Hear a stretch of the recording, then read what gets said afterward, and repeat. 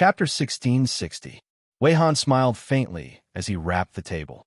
Manager Liu, it's not that I don't want to give you face, but didn't you hear that the girl opposite me clearly wants me to kowtow and apologize? This matter is not something that can be resolved with a month or two's worth of wine. It's best you watch from the side. Don't worry.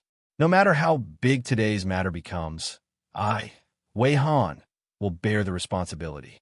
I will not implicate your immortal seeking tower. I'm already very sincere. Treat me as a friend, so just sit down and watch. Sword Immortal Wei is awesome. To be able to shirk a month's worth of wine, you are truly impressive. Hee hee, it looks like something big is going to happen today. Quickly call someone over to watch the show. Wei Han cursed. All of you scram. I'm not an actor on stage for you to fool around with. At that moment, his expression changed. He put down his wine bowl and cupped his hands. Uncle Master, why are you here? The old Taoist walked over with his sword on his back. He stood by the table with a calm expression. When he heard Wei Han's greeting, the ruckus immediately quietened down. Wei Han, if you still remember, you should call me Uncle Master. Let's forget about today's matter. Wei Han smiled wryly. The old Taoist glared. What? You still dare raise conditions? Do you want me to sell the sword on my back to pay for your wine? When Manager Liu heard this, he immediately stood up and cupped his hands. Taoist Chun, you speak too seriously. As long as Sword Immortal Wei is willing to let this matter rest, my words are still valid. The old Taoist smiled and nodded. Manager Liu is very sensible. I thank you. He glared at Wei Han. Hurry up and get off the stage. Do you want me to kneel down and beg you? Wei Han's expression turned even more bitter. Uncle Master, how can I not agree to your request? But you have to give me a reason. The old Taoist gaze landed on Baiji. Wei Han looked at her and nodded with a sigh. Forget it. If that's the case, Uncle Master, please get this lady to take back her words and pretend nothing happened. The old Taoist grunted. At least you know what's good for you. Inside the immortal seeking tower, everyone cursed inwardly. Where did this old Taoist come from? He deserved to be hacked to pieces. Of course, he didn't dare to say it out loud. He just muttered it in his heart. The old Taoist seemed to sense something. He smiled and cupped his hands together. Infinite Temple, I am Chun. I have disturbed everyone's mood today. My apologies, my apologies. As soon as the name Limitless Temple came out, everyone's expression changed. How could they dare to have any objections? They all put on smiling faces and said that the old immortal was kind-hearted. They admired him greatly and did not dare to be disrespectful. This made the smile on the old Taoist's face even brighter. However, when his eyes fell on Baiji's face, his heart skipped a beat. This girl actually didn't seem to notice anything at all. Could it be that you haven't discovered the fame and status of our immeasurable temple? When they parted at the gate, the old Taoist was full of worries. When he returned to his residence, he felt uneasy. He sighed for a long time and was about to drown his sorrows in alcohol when he saw this little girl again. Surprised and delighted, he immediately intervened and did not hesitate to reveal his identity in front of everyone, forcing Wei Han to lower his head and drink the water. He originally thought that the little girl had changed her mind, but looking at her now, that didn't seem to be the case. But since things had come to this point, he had to try again. The old Taoist braced himself and calmly walked over to the table of the master and servant. I take back what I said before. This matter will end here. In the future, when you travel the world, think carefully before you speak to avoid stirring up trouble. He turned his head and his eyes fell on Baiji. He squeezed out a smile. Fellow Taoist, have you thought it over? Our limitless temple's doors have always been open to you. Whoosh! Everyone was in an uproar. After all this time, this old immortal had come to accept a disciple. No wonder he had interfered. Today's matter. They secretly rejoiced that they hadn't been muddle-headed before. Otherwise, if they had ruined the old Taoist plan to accept a disciple, that would be the same as destroying someone's great Tao inheritance. This was a great enmity in the cultivation world. A disciple of the limitless temple. Everyone's eyes gathered, filled with envy and jealousy. There was also a bit of shock and disbelief. They thought that this wasn't right. The cultivation potential that the limitless temple had taken a liking to was actually a maid? Baiji shook her head. She was straightforward and efficient, without any hesitation. Thus, in the blink of an eye, everyone's shocked and envious expressions turned into broken eyeballs and broken jaws. The old Taoist could feel the determination in Baiji's eyes. He was immediately heartbroken. He suddenly felt that he really couldn't accept this disciple for his teacher. The more he thought about it, the more his heart ached and his complexion paled. The old Taoist's lips trembled. He said, "You won't reconsider? Just like I said before, I can wait for you for several days. If you think it's too short, I can wait for several years. As long as you are willing to consider it, I will live in this immortal seeking tower and wait for you to come back." Everyone glanced at each other in dismay. Since when did the limitless temple accept a disciple like this? Moreover, from her tone, this little maid had already refused twice. She really didn't know what was good for her. "Old immortal, look at us. If you think it's too troublesome, then look at me. My talent is good, and I'm willing. As long as you give me a look, I will immediately kneel down and call you master." No, even calling him grandmaster is fine. Wei Han couldn't help but frown. His gaze fell on the master and servants. The drunkenness on his face faded a bit, but there was a chill in his eyes. Baiji hesitated for a moment. Then, she slowly said, "You don't need to say anything. In this life, I will only follow by my wife's side. I will not join any other faction." The old Taoist's body trembled. He took a deep breath. "So, it's like this. In this world, everyone has their own paths. If you choose one and don't make any mistakes, you will eventually be able to walk a path to the heavens. Not coming to our limitless temple isn't necessarily a mistake. In the future, when your sword cultivation reaches a critical juncture, if you have any questions or need help breaking through, you can come to me. Limitless Temple will definitely help you." Baiji pursed her lips and nodded. She truly felt that this old Taoist in front of her was a good person. Moreover, she had a very favorable impression of his swordsmanship and felt close to him. But compared to his wife, none of this was worth it. Thus, Baiji's words just now came from the bottom of her heart. There was no falsehood in them. The old Taoist smiled and nodded. That's good, that's good." He turned and was about to leave when Misty suddenly said, "Taoist, what you said just now wasn't wrong. There are countless paths beneath our feet, so it doesn't matter which one you choose. After all, ascending to the heavens is difficult. There are trillions of lives in this world. So how many people can accomplish this? But if they are all paths that lead to death, then no matter which one you choose, it isn't wrong." The old Taoist frowned.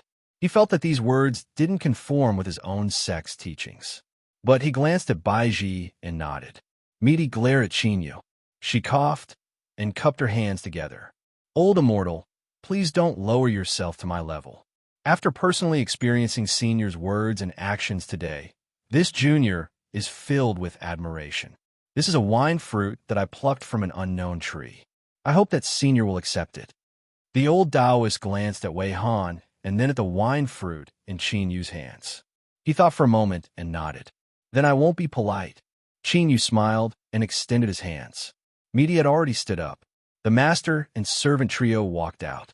Wei Han wanted to speak, but was stopped by the old Taoist's eyes. He looked down at his hands, a dignified look in his eyes. The master and servant went downstairs, left the building, and walked far away. Wei Han coughed lightly. "Uncle Master, although it's for you. In any case, I'm the one who lost face. Ahem, as the saying goes, those who see it have a share." The old Taoist sneered and turned to leave. Wei Han smiled bitterly. Boos immediately sounded in the restaurant, causing Sword Immortal Wei to scold him in a joking manner. Feces and farts flew everywhere. Shopkeeper Liu had a pensive look on his face as he watched the old Taoist leave. Smiling, he excused himself and left alone. A moment later, outside the old Taoist residence, Wei Han frowned and looked at the smiling shopkeeper. His eyes were filled with ill intent. "Shopkeeper Liu, you're not a good friend. Why did you come with me?" Manager Liu's smile remained unchanged. "What are you saying, Sword Immortal Wei? This is the inn behind my restaurant. As a manager, where can I go? What's more, old Taoist Elder Chun is an honored guest of my immortal seeking tower. Today, he has suffered a disturbance, so I personally came to apologize. This is etiquette. Wei Han sneered. At this moment, the courtyard door opened from the inside. The old Taoist was expressionless. If I don't open the door, are you two going to quarrel here until dawn? Wei Han hurriedly shook his head. Shopkeeper Lu smiled, not speaking. Two expressions, one attitude. The old Taoist felt a headache coming on. He humped twice and flicked his sleeves before walking away. Wei Han hurriedly chased after him. Shopkeeper Lu was the last. He wasn't in a hurry and casually closed the courtyard door. In the room, the old Taoist turned and sat down. On the table in front of him was the wine fruit that Qin Yu had gifted him. The moment this object fell into his hand, he could feel how extraordinary it was. He brought it back to his room and carefully tasted it, becoming more and more aware of its flavor. The reason he had Wei Han come was indeed because he was involved in this matter. The reason he was able to obtain the wine fruit was all because of him. As for this immortal seeking tower's shopkeeper Lu, he was truly worthy of being a drunkard. His nose was sharp and fierce. In his territory, it was very difficult to not give himself away. Since he had been targeted, and in addition to the fact that he had tactfully gifted him a great deal of God's nectar, he decided to turn a blind eye to it. Of course, this wasn't the only reason. Just based on what was on the table, it wasn't enough for shopkeeper Lu to enter this courtyard. Wei Han took the initiative to speak up. Martial uncle, this fruit looks ordinary. Could it be that there is something else hidden within? How about we open it and take a look? Shopkeeper Lu flipped his hand and took out a jade knife. In our immortal seeking tower, there is a chef who uses a tool to cut immortal fruit plates. It is incomparably sharp, and because of its own characteristics, it doesn't stain the immortal fruit at all. It also doesn't damage the immortal fruit's rank or efficacy. The old Taoist waved his hand. Shopkeeper Lu's smile widened. He turned and handed over the jade knife. Although he took this object, he wouldn't personally do it. This was something he had some sense of propriety. Wei Han received it. He carefully drew a line across the wine fruit. Pa! The jade knife in his hand fell to the ground. It was a pity that this precious tool was extremely fragile to begin with, so it shattered on the spot. But now, even shopkeeper Lu wasn't in the mood to care about his own chef. His beloved object had been destroyed in a single day. His face flushed red, and he looked intoxicated. God's nectar, this is true God's nectar. The old Taoist picked up the pieces of the wine fruit and looked down. His face was shaken, and he sighed, thinking that this was indeed the case. A moment later, Wei Han and shopkeeper Lu bid their farewells and left, both of them remaining silent. When they parted, shopkeeper Lu took the initiative to say, "I will not speak of this matter to anyone else." Wei Han's lips twitched. "Wine bill," shopkeeper Lu said, completely waved. Wei Han cupped his hands across his chest and hurried away. Shopkeeper Lu let out a deep breath. He clenched a piece of the wine fruit's outer skin in his hand. What was an old debt with a drunkard? If he could obtain this fragment, then even if the price was 10 times or 100 times higher, it would still be worth it. Chapter 1661. The master and servant trio left Immortal Seeking Tower. This time, they didn't go too far. Little Meaty casually pointed to an inn, and Baiji came forward to handle the necessary arrangements. She was still in a bad mood, but intuition told him that Little Meaty's gloomy mood had nothing to do with what was happening right now. She didn't even place Wei Han in her eyes. The root of the problem seemed to have appeared after she stepped into the Central Desolate. Could it be that she had recalled some unpleasant memories? After all, as long as he wasn't blind, he could see that there was some connection between Little Meaty and Immortal Seeking Tower. Since she said that the current God's nectar is nothing more than a name, then she must have drunk the real God's nectar. Little details hid the greater truth. Qin Yu had long understood this truth. In particular, when it came to Little Meaty, each and every one of her actions had a deep meaning behind them. Qin Yu let out a long breath and gathered his thoughts. He closed his eyes and began to cultivate. Jade Gate Pass was extremely rich in heaven and earth's spiritual strength. It was truly a top cultivation holy land. To waste even a single breath of time was shameful. But now, there were several people who didn't have any thoughts of cultivating at all. They only felt their minds tumble in chaos. For instance, the young master of a Yang family who had fallen from the heavens. Even after driving away the woman next to him, Yang Fan's Han was still depressed. He didn't have much trust in the Yang family, whether it was in East Pole City or the Eastern Border Army Commander's tent. As for this trip into the central desolate divine continent, he was filled with despair. In particular, when he saw a glimmer of hope, he turned around and threw it away. This made this despair even heavier. Now, there were two choices placed in front of Yang Qianfan. He could follow the prescribed order and fight for his life. If he could smoothly accomplish this, he could gain a firm foothold in the Yang family. Then, even if someone wanted to harm him in the future, he wouldn't be as helpless as he was now. But the chances of success were low, so low that Yang Fan's Han couldn't help but think of the second choice, run away. The goateed man was an exalted of the Yang family. During this period of time, Qin Yu could faintly tell that he was a cautious person who had a sense of propriety. If he wholeheartedly wanted to escape, this old exalted man would likely try to stop him.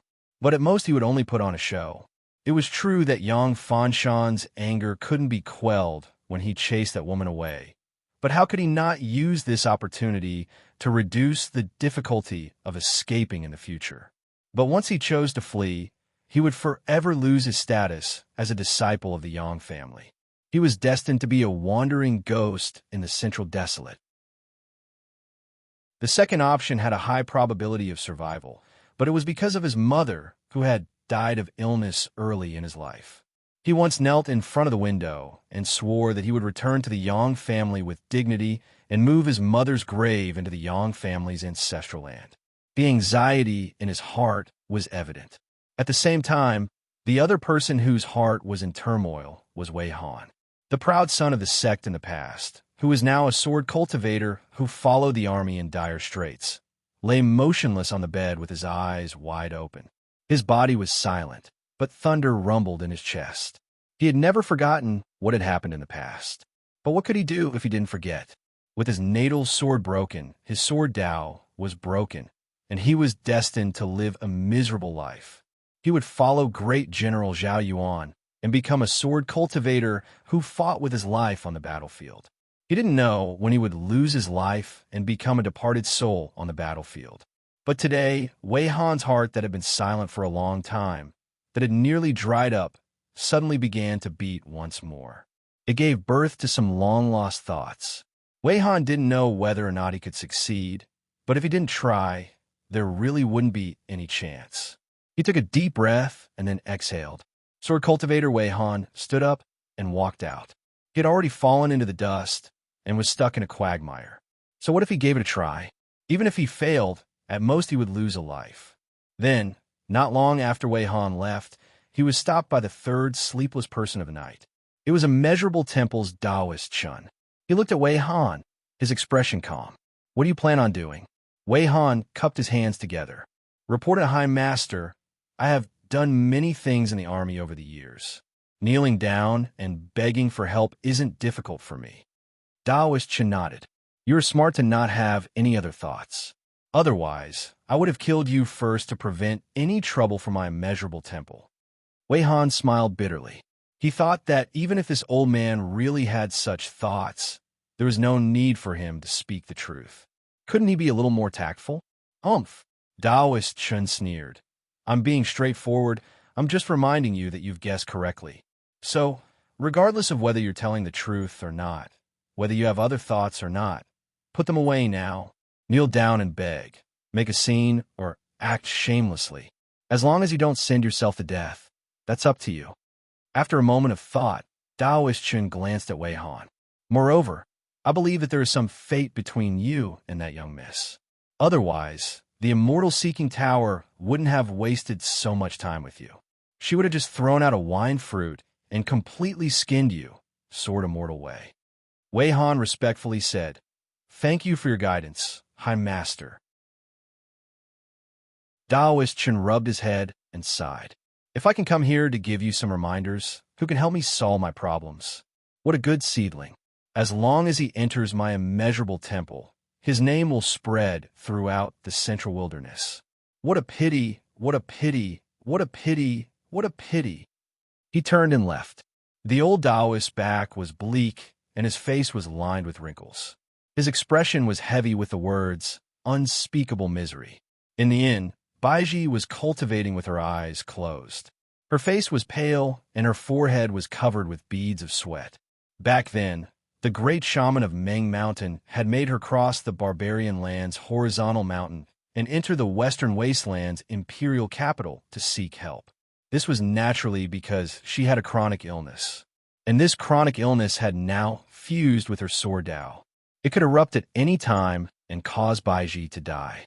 The feeling that the old Taoist of Immeasurable Temple gave Baiji was not only that he was a good person, nor did she feel close to him. To be more precise, she had an intuition that if she could enter Immeasurable Temple and cultivate in the old Taoist sword Tao, her chronic illness could be cured. She could even turn a crisis into a fortuitous encounter, allowing her sword Tao to take another step forward and touch the threshold of the Deva realm. But Baiji still chose to refuse. Everything she said before was true. If she had to leave Madame to cure her chronic illness, she would rather not have all of this. In another room, Little Meat drank a cup of tea. She turned her head and glanced at Baiji's room. A cold smile appeared on her face. Stupid woman. As expected, those who could learn were all little tricks. She had no real wisdom at all, but rejecting Immeasurable Temple was the right thing to do. Although Baiji was fated with them, their fate was still a bit lacking. Taking it slow and enduring it was good for both of them, but she still had to go to Immeasurable Temple. What was the point of staying by her side? Besides being an eyesore, she was really useless. If she was lucky, she might even get a chess piece that might be of some use in the future. Little Meat was indeed tired. Entering the central wilderness divine continent was very bad for her. She was constantly suppressed and restricted. It was as if she was carrying an entire mountain on her back. She had to be careful with every step she took and avoid revealing her aura. Otherwise, if she were discovered by others, it would be a world-shattering calamity. She wasn't afraid herself. At worst, she could return home and seek refuge. But where could Qin Yu escape to? He would definitely be caught. And so, and so, and so, and so, and so, and so, and so. Without further ado, he would definitely suffer a miserable fate. So, Little Meat was in a bad mood and found Qin Yu displeasing to the eye. Strictly speaking, it wasn't that she was throwing a tantrum, but that there was a reason for it. It was late at night, and yet Little Meat was still awake. This was because she was waiting for someone. That boy. Unless he was stupid to the extreme, he wouldn't be able to understand this. If he didn't come, then she could only blame herself for making a mistake. The fate between Baiji and Immeasurable Temple would have to be endured in the future. At this moment, Little Meat, who had put down her teacup, curled her lips and revealed a smile. Several breaths of time later, there was a knock on the door. Wei Han requests an audience with Madame. The door opened. Little Meat was sitting motionlessly. Sort of mortal Wei, you have chased me here in the middle of the night. Are you here to seek revenge? Wei Han untied the long sword on his back and put it aside. Only then did he kneel on the ground and kowtow 3 times. Dong, dong, dong. The sound was deep and the ground trembled. He looked up, revealing his red and swollen forehead. With an extremely respectful tone, he said, Wei Han has come to kowtow and apologize to Madame for my previous offense. Little Meat pointed at the door. I've finished kowtowing. If there's nothing else, sort of mortal Wei, please do as you please. Wei Han kowtowed 3 more times. Madam, Wei Han has a blood feud that is yet to be avenged. I beg you to help me reopen my path of cultivation. Once my revenge is avenged, Wei Han's life will be yours. Little Meat gently rapped the table with her fingers. And if I don't agree? Wei Han knelt to the ground and respectfully said, Wei Han will rise and leave. I will come back tomorrow. Little Meat humphed. At least you aren't an idiot. Otherwise, even if your head was smashed to pieces, I wouldn't give you a second glance. Wei Han was overjoyed. His face was filled with excitement and joy, but he didn't dare to reveal too much. He only kowtowed even more respectfully. To you central, desolate sword cultivators, having your life sword destroyed is indeed a matter that damages your foundation and breaks your great Tao. But to me, this isn't difficult at all. I can save you, but the conditions will change. From this day forth, you will be my chess piece. If I tell you to kill someone, then you must do so. Kill without asking for a reason. If I don't tell you to kill, even if your past enemies are right in front of you, you will still have to endure it and not reveal anything. Of course, I will promise you that you will have your wish fulfilled and your revenge will be avenged. Wei Han didn't hesitate at all. I am willing. No, from this moment forth, I will be Madame's evil dog. I will only listen to your orders. Little Meat coldly sneered. I said you were smart, but you turned around and became an idiot. You must listen to my words, and you must also listen to Qin Yu's words. Do you understand? She waved her hand.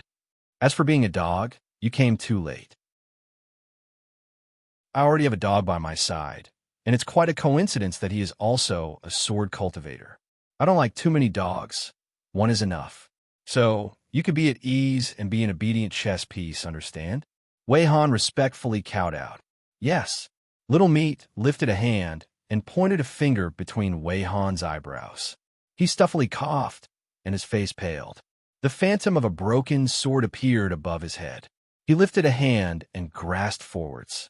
The tip of the broken sword was taken into Little Meat's palm, and the rest of the broken sword violently shook. Wei Han's body shivered, and his face was drained of all color. His body emitted cracking sounds as countless wounds appeared on his body. Fresh blood gushed out, and in an instant he was dyed red with blood. And at this time, the broken sword began to regenerate. After several breaths of time, it had become a complete sword. It was just that the upper half was a bit illusory. Little Meat drew back her hand. Wei Han fell to the ground with a thud. He gasped for breath, his body twitching uncontrollably. But at this time, his eyes were wide open and filled with wild joy. How many years had it been?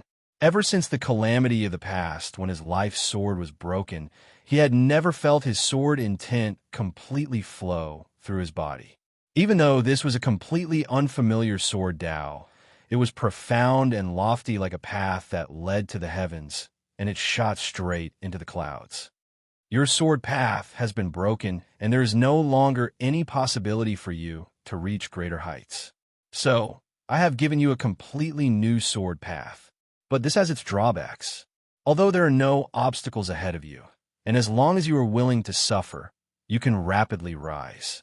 But your achievements in the sword path have already been determined today. It will be impossible for you to rise any further. Wei Han struggled to stand up. He knelt to the ground and kowtowed. Wei Han is satisfied. Thank you, madam. Little Meat waved her hand. Wei Han staggered away. The door closed on its own. The bloodstains on the ground seemed to be wiped away by a great invisible hand. Little Meat looked up and rubbed her eyebrows. Her eyes revealed a weariness that could not be concealed. She stood up and staggered to the bed. Then, she threw herself onto it and fell into a deep sleep. Qin Yu stood outside the door and listened to the gentle breathing inside. His brow furrowed slightly, revealing a bit of worry and unease. When Wei Han arrived, he had already noticed that this had nothing to do with cultivation. Rather, it was the disparity in realms. The 9 bins to heaven great Tao had not only given Qin Yu a stronger future, but also astonishing perception. The great net of heaven and earth existed at all times. As long as he willed it, no one under the Emperor realm could escape. With a creak, the door to the side opened and Baiji walked out. She glanced at Qin Yu with a calm expression and said, "Lord Marquis, go cultivate. I will guard the madam." Neither of them were stupid. They all understood each other's true feelings. Since this was the case, there was no need to hide it. Qin Yu was very worried about Baiji, but there was no problem with her loyalty to Little Meat. So, after confirming that Little Meat had only fallen asleep and her aura was slightly weak, there was nothing wrong with her, he nodded and left. Baiji watched Qin Yu leave. Then, she pushed open the door and entered the room. Her eyes softened as she looked at the sleeping madam. After thinking for a moment, she didn't dare approach. She sat cross-legged at the door. The next day, Little Meat woke up very late. When she opened her eyes and saw Baiji, her eyes were cold. "Madam, you're awake." Baiji bowed respectfully.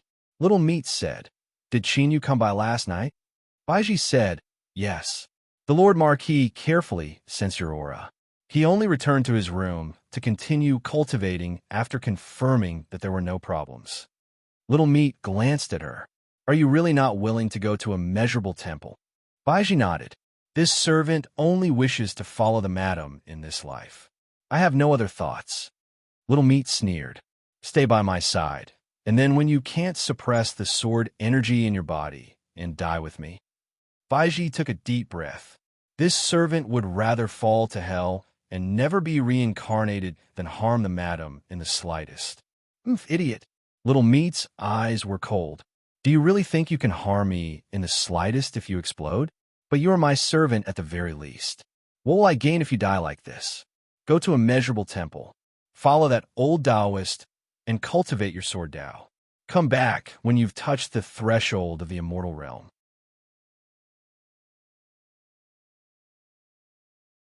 Chapter 1662. Baiji slightly opened her mouth. She knelt on the ground and kowtowed. "Yes." Meaty's lips curved up. "You've indeed learned a lot of clever tricks. Then screw off." She lifted a hand and struck the half-sword shadow into Baiji's body. Baiji stuffily coughed and vomited great mouthfuls of blood. But her eyes brightened instead. "As I thought, although the madam is fierce to me, she still values me. Otherwise, she wouldn't have given me half a sword path. It just so happened to be able to suppress the sickness in my body." Meaty revealed a look of disgust. She slapped Baiji and sent her flying out the door. Chinyu stopped walking. He looked at the scene in front of him. Going over wasn't good, but turning around and leaving was even worse. But Baiji didn't seem to feel any awkwardness. She stood up and glanced at him. She lightly said, "I'm leaving." Chinyu was startled. He immediately cupped his hands together.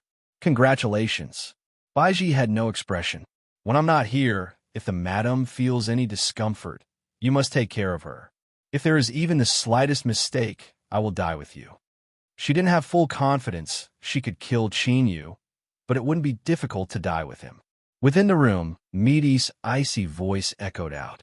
"Baiji, if you want to die, then don't leave."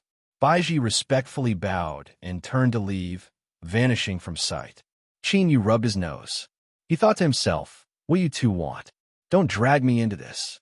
Injustice, this was really injustice." "Chinyu." Meaty's voice was filled with annoyance and depression. Chinyu coughed and calmly entered the room. "I came to see how you were doing. Also, when are we leaving?" Meaty's eyes were dangerous. She stared at Chinyu for several breaths of time. Luckily, his concealment skills were excellent, and he didn't reveal any emotions. Meaty stood up and walked out. She used her actions to answer. The Limitless Temple's Taoist, Chun, had spent the entire night scratching his lungs. He was holding a pot of wine and drowning his sorrows.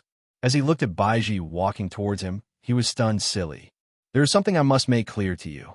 For the rest of my life, I will only be the madam's maid. Once I finish learning the sword, I will go find the madam. If you want, I will follow you to the Limitless Temple." Taoist Chen almost cried tears of joy. "As long as little Grandaunt is willing to follow me to the immeasurable temple to inherit our lineage, I won't have the slightest objection to whatever you say." Therefore, in the Immortal Seeking restaurant, the old Taoist who owed a huge debt for wine left behind a sentence to tell the innkeeper that he didn't need the innkeeper to return the rest of the money. Then, he took his newly acquired treasured junior marshal sister and boarded the carriage, leaving the Jade Gate Pass. As for the waiter of the Immortal Seeking Tower, he really didn't care. It wasn't because he knew some inside information, but because shopkeeper Liu had already ordered that this old immortal of immeasurable temple was not to stop him no matter what he did. The carriage continued on into the distance. The old Taoist priest personally drove the carriage. He could feel the aura of the way of the sword emanating from the carriage. He could not help but lift his hand and take a sip of wine. His eyes narrowed in bliss. Master, disciple Chun Chuan did not disappoint you. I've finally found a successor who can inherit your legacy. The Jade Gate Pass was extremely large, so large that there were 3 mountains and 6 rivers within. It was also divided into 2 regions, inner and outer. A simple explanation was that the East Pole Mountain at the edge of the Western Wilderness was nothing more than an entire mountain range that originated from the Central Wilderness. It was a common-looking mountaintop. Suppressing West, Fighting Bull, and Sifting Star were the names of the 3 mountains within the pass. They were arranged from west to east, and now, Qin Yu and Little Meaty were walking on Fighting Bull Mountain. That's right, they were honestly walking forwards one step at a time. Qin Yu asked for the reason, but Little Meaty sneered in response, saying that he didn't understand. Indeed, when it came to choking people, Meaty was the best at it. Qin Yu willingly admitted defeat. Fighting Bull Mountain was also known as Fighting Bull Mountain. In the legends, there was a great monster that cultivated deep within this mountain. Because of its cultivation, the surrounding land for 1,000 miles collapsed, forming the scene of an earth bull turning over. A great cultivator came here and used the supernatural powers of an immortal to subdue this great monster. He shattered its body and captured its soul to refine it into an earth vein, repairing the shattered earth and gathering heaven and earth's spiritual energy. Afterwards, the Jade Gate Pass was constructed here. This was because after refining the great monster's soul, it would form a stable earth vein. Otherwise, an ordinary region wouldn't be able to withstand the weight of the Jade Gate Pass. It would likely collapse under the pressure, creating an endless abyss. Now, as Little Meaty walked on the mountain, the monster's soul trembled deep underground. The phantom of a giant bull appeared and dissipated in the earth vein where red and yellow wove together. Fear appeared in its eyes, but within this fear, there was also excitement and disbelief. As they walked forwards, even if a cultivator didn't fly into the skies or burrow into the earth, their legs were still far stronger than a normal person's. Fighting Bull Mountain wasn't a treacherous place. After 4 hours, they arrived at the summit. Little Meaty frowned, a bit of impatience on her face. She suddenly sneered, "We better think this through. If you don't come out now, you will never need to come out again." As Qin Yu was frowning and his heart was chilled, the ground suddenly shook. A tall and sturdy bull with glossy fur leapt out. Its 2 front hooves fell to the ground, and it respectfully bowed its head. This little monster greets 2 immortals. Not only did it speak human speech, but also spoke with perfect articulation. Qin Yu never imagined that there would be a giant bull hidden beneath Fighting Bull Mountain. After carefully looking it up and down several times, he was able to see some of its depths. This giant bull seemed material, but it was actually formed from the condensation of strength. In essence, it was the soul of a great monster yellow bull. Very strong. Unfortunately, Qin Yu didn't know that the 9-tailed celestial fox that was hiding in the house had been killed. Otherwise, he would have discovered that this bull in front of him was a genuine great monster. It wasn't just a little bit stronger than the 9-tailed celestial fox that had luckily managed to advance. Of course, to Little Meaty, this bit of strength made no difference. Even if she was different from before, of the myriad monsters in this world, none of them dared to bare their fangs at her. Otherwise, after moving from the Western Wasteland's imperial capital to the Thousand Islands County, they wouldn't have been so angry and hesitant before finally lowering their heads and admitting defeat. Little Meaty glanced at the giant bull. Her eyes were empty, but as they fell on the bull, they seemed even heavier than Fighting Bull Mountain. The bull's 4 legs buckled, and it fell to the ground, its body shivering. Little Meaty furrowed her eyebrows. She thought that the monster races of this world were far too timid. They weren't like this in the past. But luckily, being timid didn't affect her ability to use it. Yellow Bull, meeting me today is your good fortune. As long as you're willing to offer up a monster core in your body, I will throw you into the monster pool so that your spiritual wisdom won't be extinguished and you can reincarnate once more. The giant bull shed tears of gratitude. It nodded again and again. Thank you, great immortal. This little monster is willing. All of the rumors originated from the truth, but the hateful cultivators of Great Qin had distorted the key points. In the past, in order to build the Jade Gate Pass, the Great Qin Empire had used a scheme to force it out from underground, resulting in the tragic scene of the bull flipping over 1,000 miles. Afterwards, they found an excuse to kill it and have its flesh and blood fuse into the earth. Then, they refined its soul into the veins of the earth and used it to stabilize the mountains and rivers, allowing it to withstand the endless pressure of the Jade Gate Pass. Now its soul had fused with the veins of the earth and was close to the primordial divine Tao. Although it seemed undying and indestructible, it was actually constantly withstanding the pain of the mountain. Unless the Jade Gate Pass was closed, it would forever be a convict with no time limit. This sort of longevity was like being tormented by fire, like being placed on a mountain of knives and boiling oil. The giant bull didn't want to endure this for another day, so it agreed without hesitation.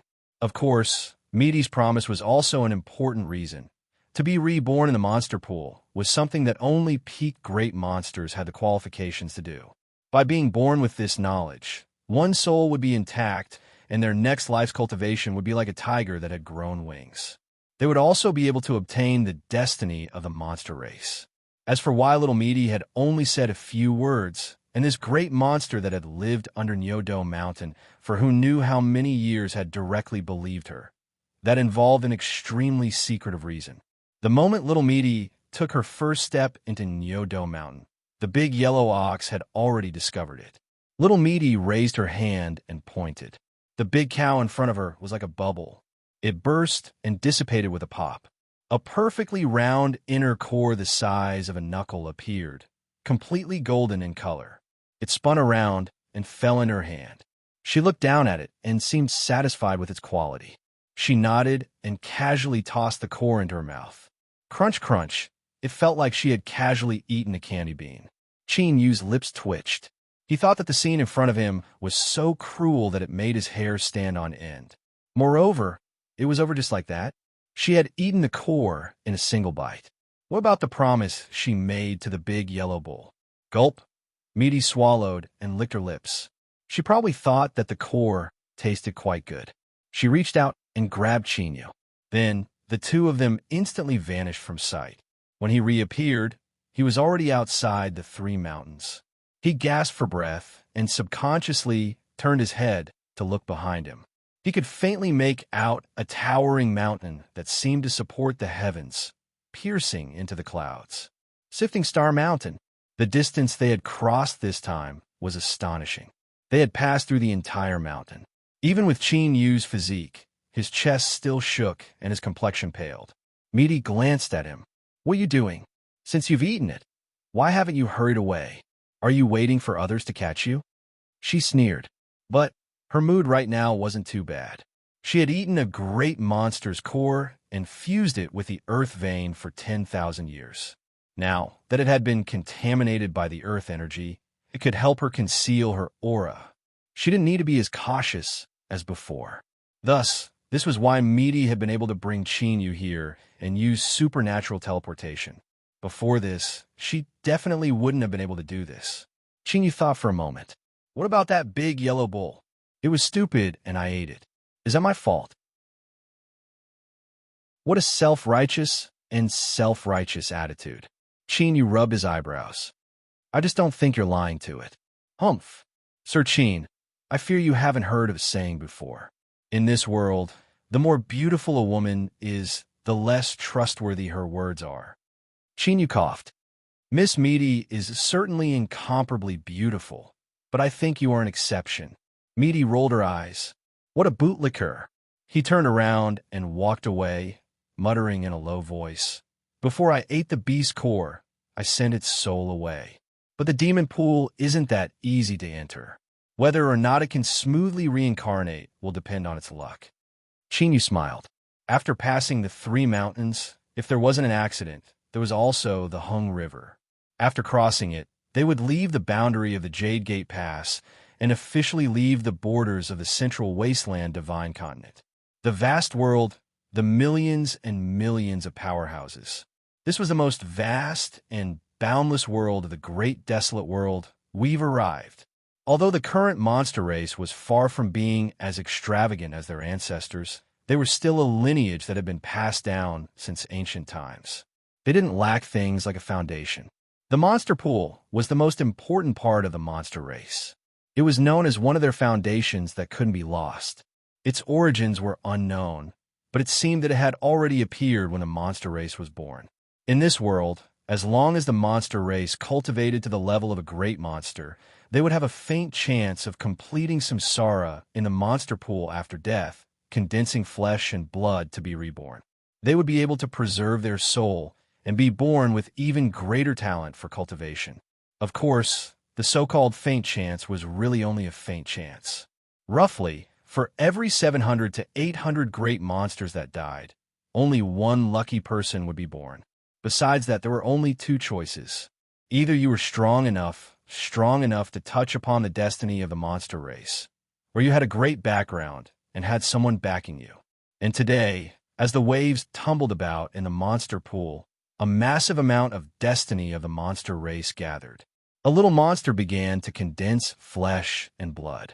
The eyes of the monster race guarding the monster pool brightened, revealing joy. This meant that 10 years from now, with the birth of this little monster, another pillar of the monster race would be born. In the future, as long as he didn't perish midway, he would surely become a world-shaking figure amongst the monster race. And the only thing that puzzled the great monsters was that the desolate region had been peaceful recently. They hadn't heard of any great monsters perishing. Could it be that some senior that was in seclusion had failed to break through and died in meditation? Countless eyes gathered on the monster pool. They watched as the little monster's embryo gradually stabilized. Their eyes pierced through the membrane, and they could faintly make out what seemed to be a little yellow cow. Shwa, in the skies above the monster pool, a figure appeared out of thin air. He had blue hair and blue clothes, his appearance unparalleled.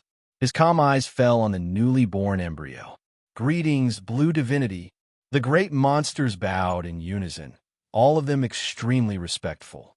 Faintly, there were one or two eyes that revealed burning passion and adoration, but they immediately covered it up, as if they were afraid that they would annoy this monster race legend and be expelled from the monster pool.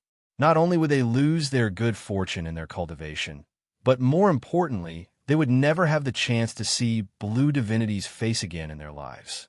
The blue-haired Blue Divinity waved her hand, indicating for the great monsters to rise. She looked at the monster pool several times, her eyebrows furrowing together. A great monster took a deep breath. He stepped forwards and cupped his hands together. "Lord Blue Divinity, is there something wrong?" Reincarnation in the monster pool was the key to the continuation of the monster race's destiny. But there had been accidents before. Many years ago, there was a human monster cultivator who used some unknown evil method and was actually substituted by him. After seizing the body of a great monster, he borrowed the body of a great monster and smoothly reincarnated into the monster pool. Luckily, this matter was discovered by Blue Divinity. Before this great monster cultivator could plunder the source of the monster pool, he was killed with lightning speed. The other great monsters all revealed dignified expressions. Blue Divinity hesitated for a moment. Then, she slowly shook her head. "There is nothing wrong. He is indeed the reincarnation of a great monster of my monster race." What she found strange was that although this ox monster had the strength of a great monster, he clearly didn't have the qualifications to reincarnate in the monster pool. It was clear that someone had opened a back door for him. But what was strange was that even though she was the guardian of the monster pool, she hadn't felt anything strange from start to finish. Just which great elder of my monster race did this? Blue Divinity revealed a thoughtful look. This was the so-called twists and turns of the mountain, the so-called glimmers of hope at the darkest hour, the so-called the heavens never shut off all paths. Yang Fanzhan was filled with sorrow. In the end, he didn't choose the second path. But just as he was about to step out of the boundary of the Jade Gate Pass, he actually saw the two most important people in his life. Truly, he wept tears of joy. As he wiped away his tears, he strode forwards, fearing that if he was even half a step slower, the two people in front of him would vanish in a thin air. Your Excellency Qin, madam, it's a small world.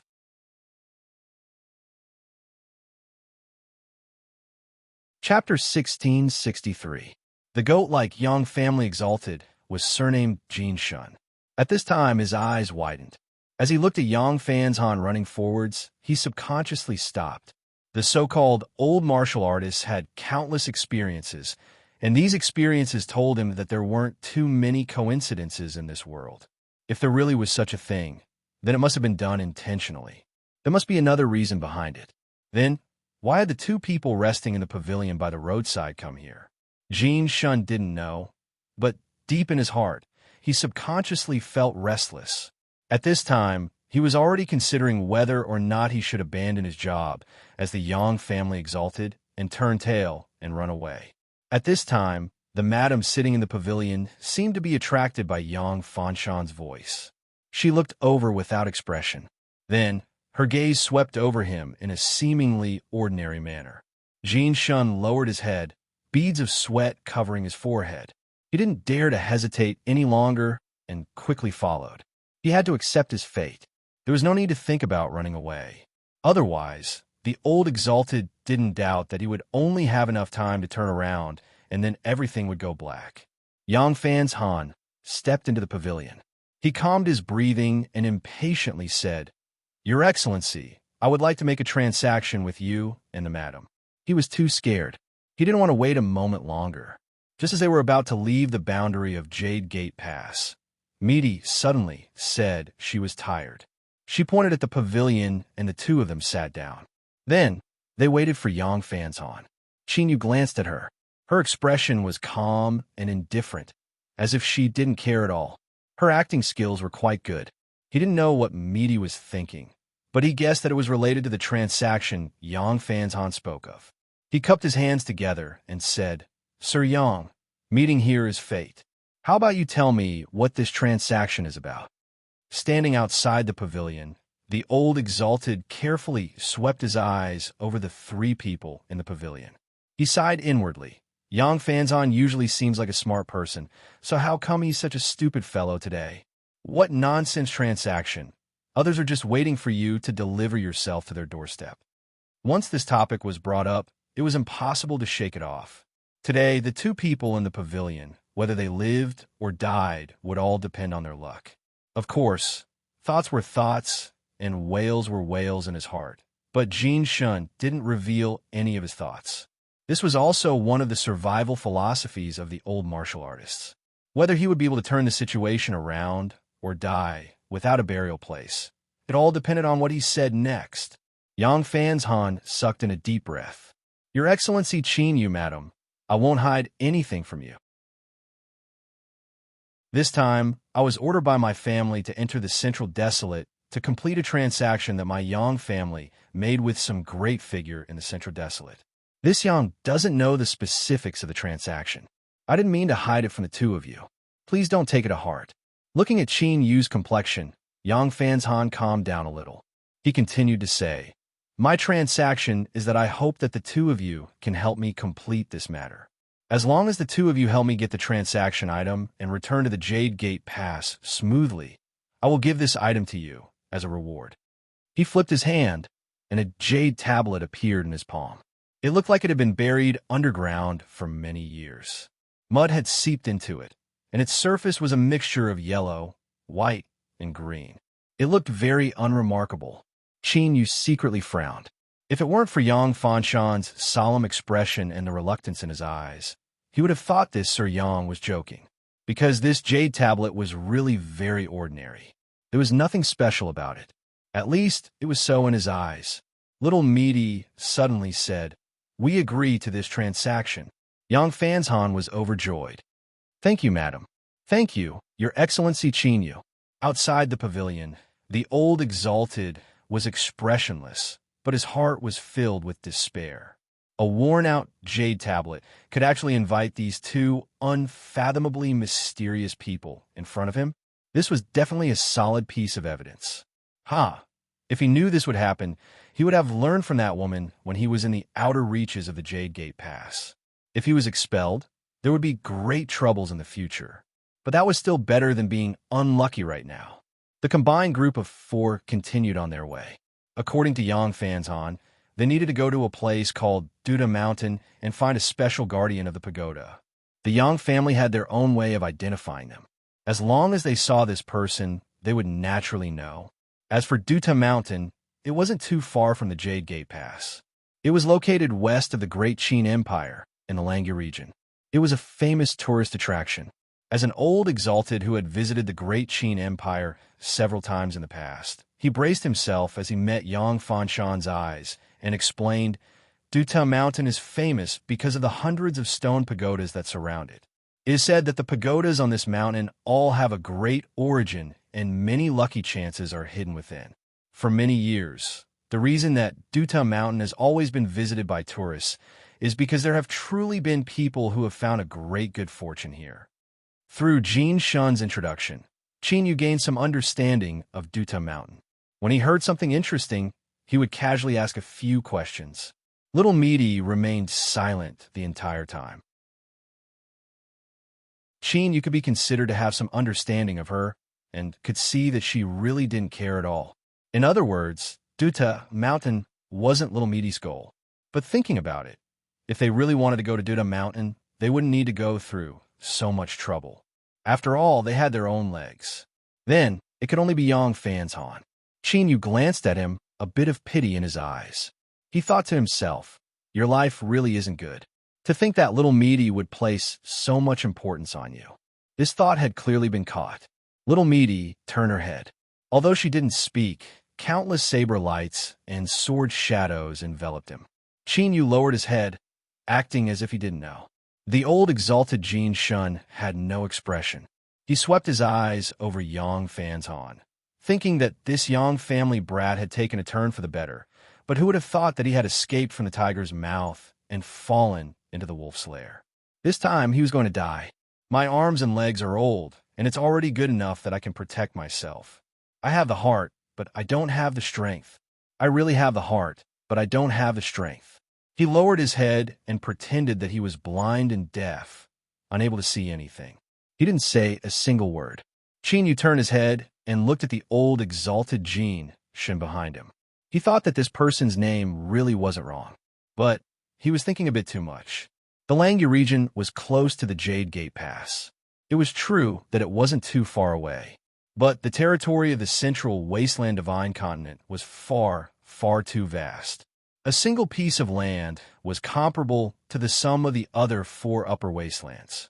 So, even if Duta Mountain was within the Langya region, wanting to rely on two legs to reach it wouldn't be easy. But the central wasteland divine continent was different from the western wasteland. There were no transmission arrays here, so if one wanted to travel long distances, they could only take the ferry from the various mountains. Compared to a transmission array, it was much slower. But the advantage was that one didn't need to provide proof of one's qualifications. As long as one paid a fee, they could smoothly board the ferry. The group of four arrived at the edge of the Langya region.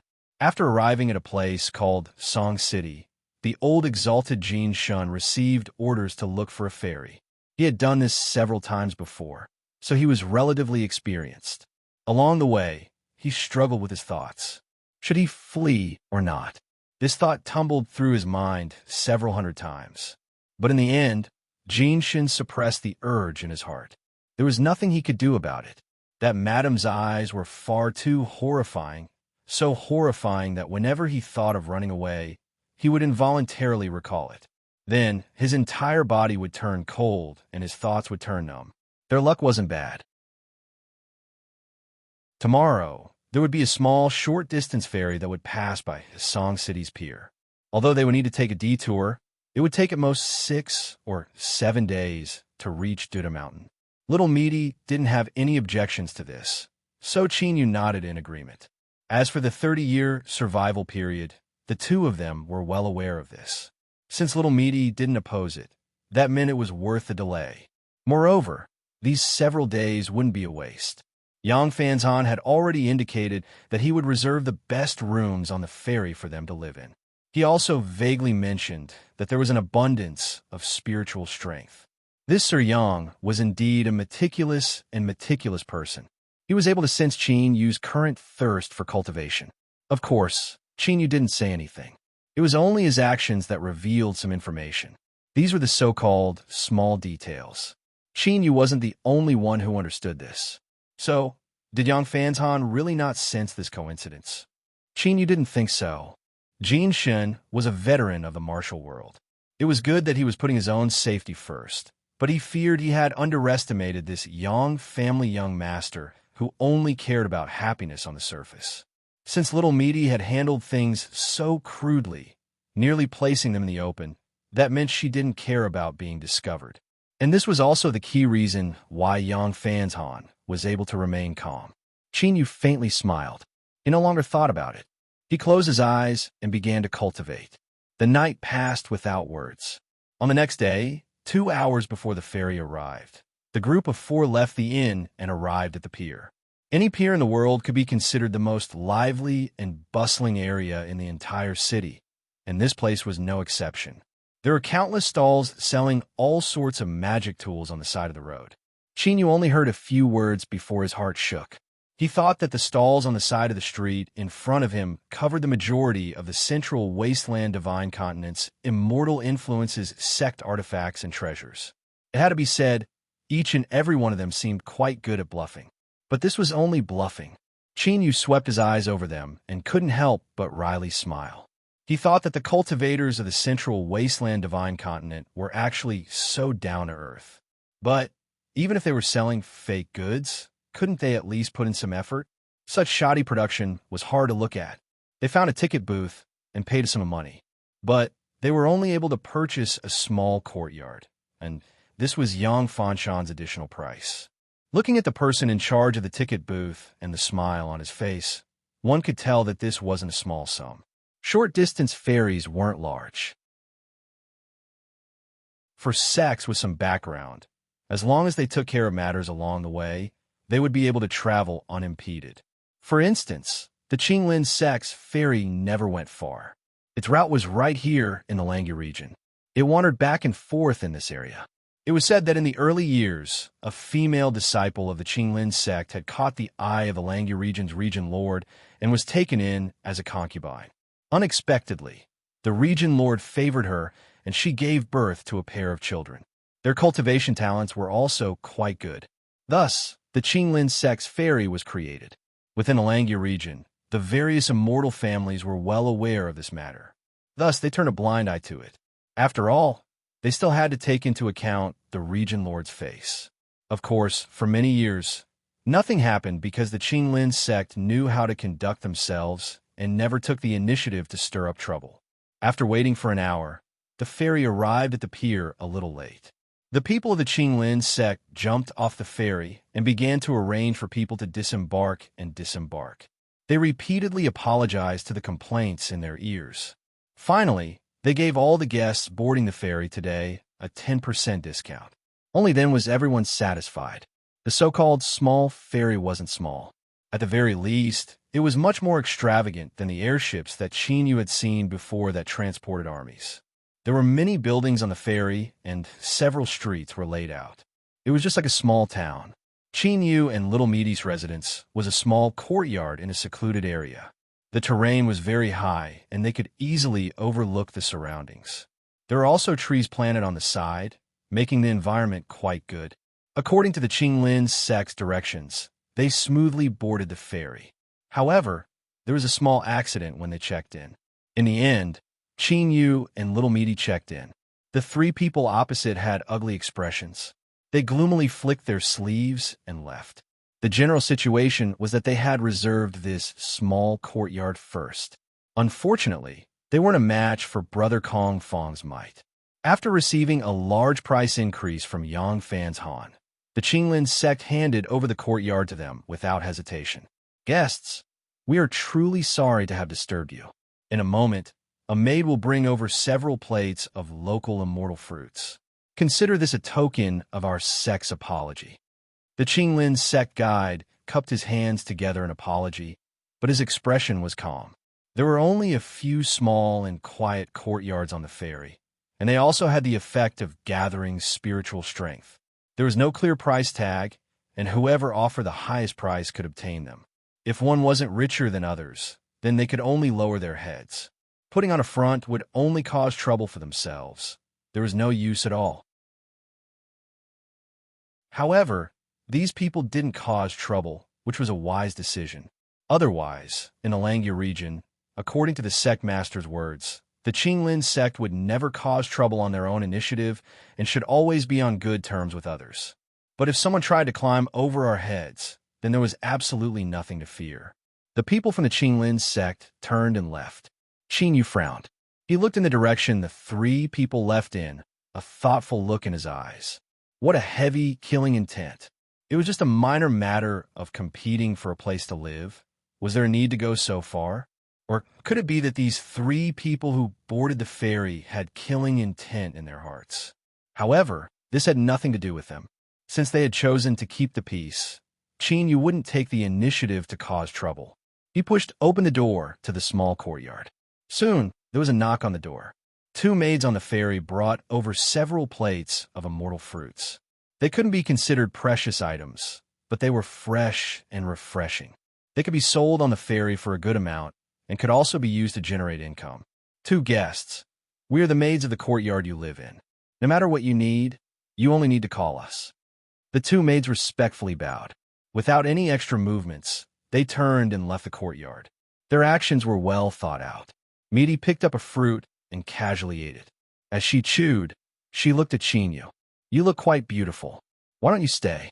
Perhaps, as long as you're willing and your mouth is a little sweeter, they might even warm your bed. Qin Yu was expressionless.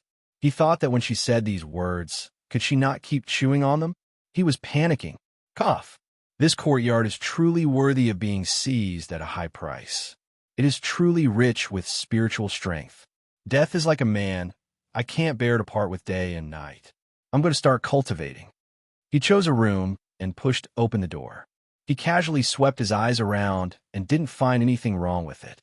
Then, he really began to cultivate. Kacha! Kacha! Misty ate the fruit with relish. She glanced at Qin Yu's closed door and then reached out to take another fruit. An hour later, Misty patted her flat abdomen without the slightest bulge. She thought for a moment and rang the bell on the table. The two maids that had left before pushed open the door and entered. What instructions does guest have? Give me another portion of those fruits from before. The two maids couldn't help but widen their eyes. They glanced at the empty tray on the table and then at the piles of fruit cores, peels, and other things on the ground. They revealed stunned expressions. Misty frowned. You didn't hear me? The two maids hurriedly nodded. Guest, please wait a moment. After taking the tray, the two hurried away. 7 days later, they arrived at the pier of Dota Mountain. Before disembarking, Yang Fanzhan received the bill for the extra expenses of the small courtyard. As he looked at the number, his lips twitched.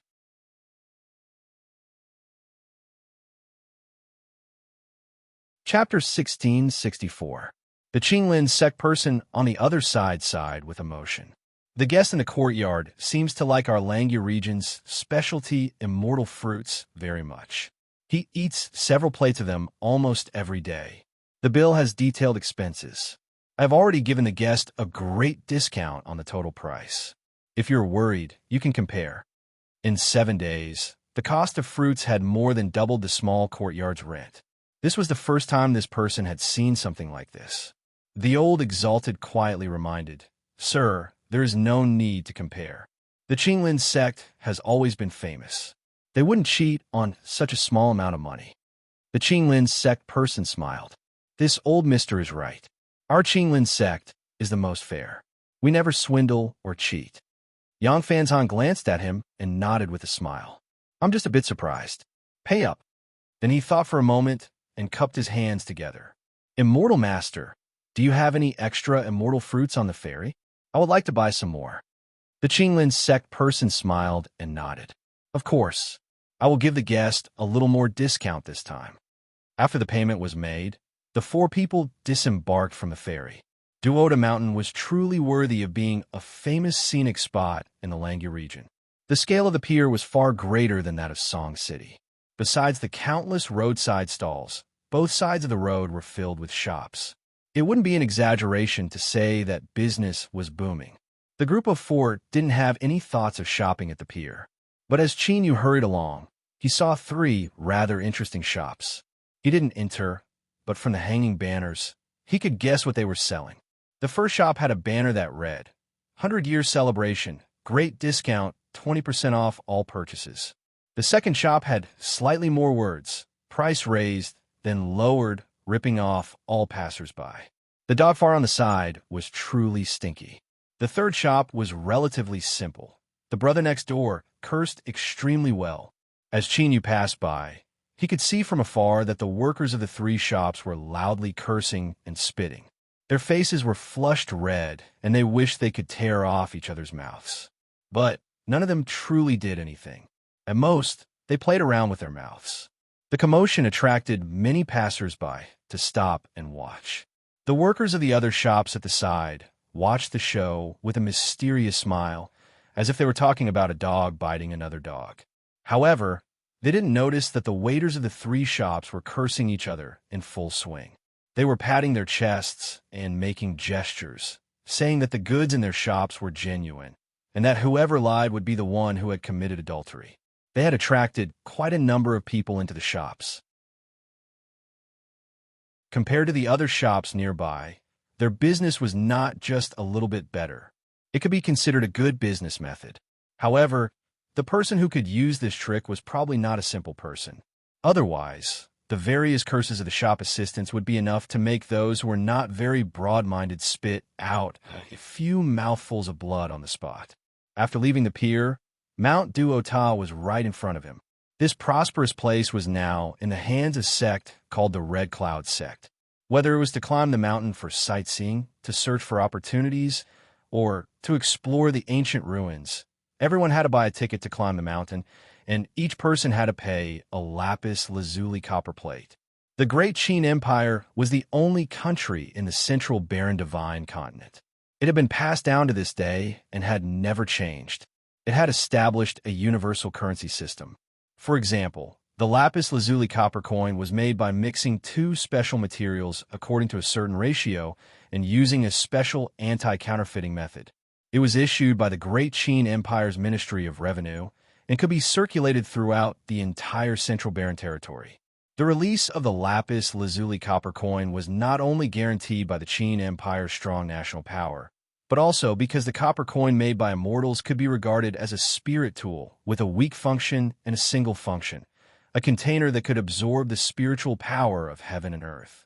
Every lapis lazuli copper coin could absorb a certain amount of spiritual power of heaven and earth. It was extremely pure and could be directly absorbed by cultivators, eliminating the refining process. Simply put, it could directly help cultivators speed up their cultivation and convert it into power in their bodies. Of course, in reality, very few people would do this because after absorbing spiritual power, the lapis lazuli copper coin would be damaged and lose its original value. The spiritual power that cultivators obtained was not proportional to the purchasing power of the lapis lazuli copper coin itself. To cultivators, a single lapis lazuli copper coin wasn't anything at all. But it couldn't withstand the saying many a little makes a mickle or many a sand piled up into a mountain. And every year, cultivators would come to Duota Mountains because of its fame. The number of cultivators was like a school of carp crossing the river. And there was no need to mention the various subsidiary industries that were born from this. For instance, the bustling pier that Chinyu's group of four had just passed. At least a third of the shops were owned by the Red Cloud sect. Moreover, they were only rented and not sold. This was a steady source of wealth. In addition, the Red Cloud sect had always been good at doing business, so it was common knowledge that they were rich and overflowing with wealth. To Chinyu, spending a lapis lazuli copper coin was the same as wasting a great deal of spiritual power. Thus, it was still Yang Fanshan who stepped forward.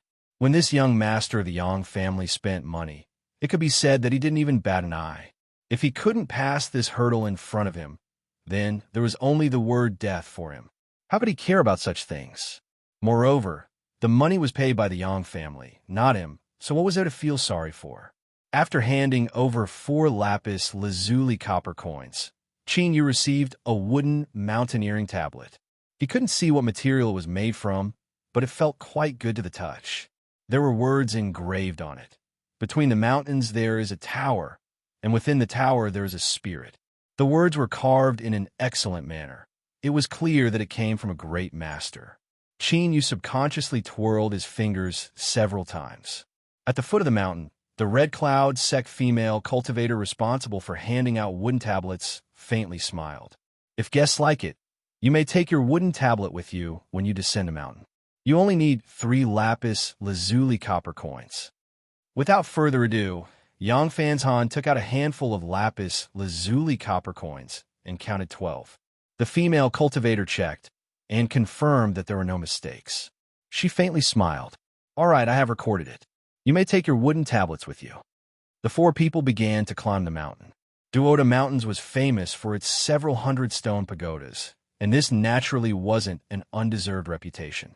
Several dozen steps later, a stone pagoda appeared in front of them. The stone pagoda was hexagonal in shape and was constructed in a simple and unadorned manner. It was completely different from the current architectural style, and there were clear traces of time on its surface. The stone was mottled, and moss could be seen everywhere. There seemed to be some writing on the surface of the pagoda, but it had long since faded away. One could only faintly make out some remnant strokes. But now, there was an endless stream of cultivators that climbed the mountain. Most of them chose to stop in front of this stone pagoda and carefully examine it, trying to decipher the contents of the writing on the pagoda. Qin Yu listened for a moment and understood the basic reason. Around 300 years ago, there was a disciple of small sect who stepped into Duoda Mountains. After that, he stayed in front of this stone pagoda, known as the Welcoming Pagoda, for 3 days, as if he were intoxicated. After he sobered up, he turned and left, not taking a single step up the mountain again. Afterwards, this person's cultivation advanced by leaps and bounds. He led that unknown small sect to become a large sect famous for refining flying swords within Swallow Mountain. The flying swords that his sect sold were of excellent quality, and they were welcomed by all the great sword sects of the Central Desolate. Because of this, he established a good relationship with them and was able to occupy such a treasured land within Swallow Mountain where powerhouses were born. After this person became famous, he publicly admitted that he had obtained an ancient sword art inheritance from this Welcoming Pagoda. This caused an uproar. No one believed that a sect master of a large sect with such a profound cultivation would lie about something like this. Because of this, Duoda Mountain's fame skyrocketed. It was reasonable for this Welcoming Pagoda to receive so much attention. Qin Yu carefully looked at it for a moment. After determining that he had no fate with this pagoda, Misty had already left. Yang Fanzhan and exalted Jin Shun, who also hadn't obtained anything, hurriedly followed behind. There are indeed lucky chances on Duoda Mountains, but these lucky chances aren't something that can be casually obtained by others. Otherwise, the Red Cloud sect would have already sealed off this place and laid down an isolation array formation, turning this place into a mystic realm for their disciples to obtain lucky chances. Jin Shun explained with a few sentences. His tone was very respectful, and he had already started to quietly prepare for his survival. After all, although this person's goal wasn't him, killing him or not killing him was still a matter of choice. Accumulating a good impression might save his life at a critical moment. This was a valuable experience that could only be obtained after walking the martial world for so long. Qin Yu faintly smiled. There are countless lucky chances in this world. Those who are fated will obtain them. Misty coldly sneered. She rolled her eyes, disdainful of these words. If it really is as you say, then what is the point of everyone struggling for the great Tao? We should just cultivate and wait for our lucky chances to arrive. Qin Yu lightly coughed, pretending he didn't hear anything. Beside him, Yang Fanzhan and the old exalted pretended to be deaf and mute, admiring the scenery around them. It had to be said that outside of the several hundred stone pagodas of Deota Mountains, there were also lush forests and flowing valleys, a land rich in spiritual strength. View. It was just that in their hearts, there were several considerations. It seemed that this madam was the one who truly made the decisions. Qin Yu was well aware of this. He subconsciously rubbed his nose and glanced at Meaty. Couldn't she give him some face? Meaty turned and walked away. Afterwards, he looked at several more stone pagodas.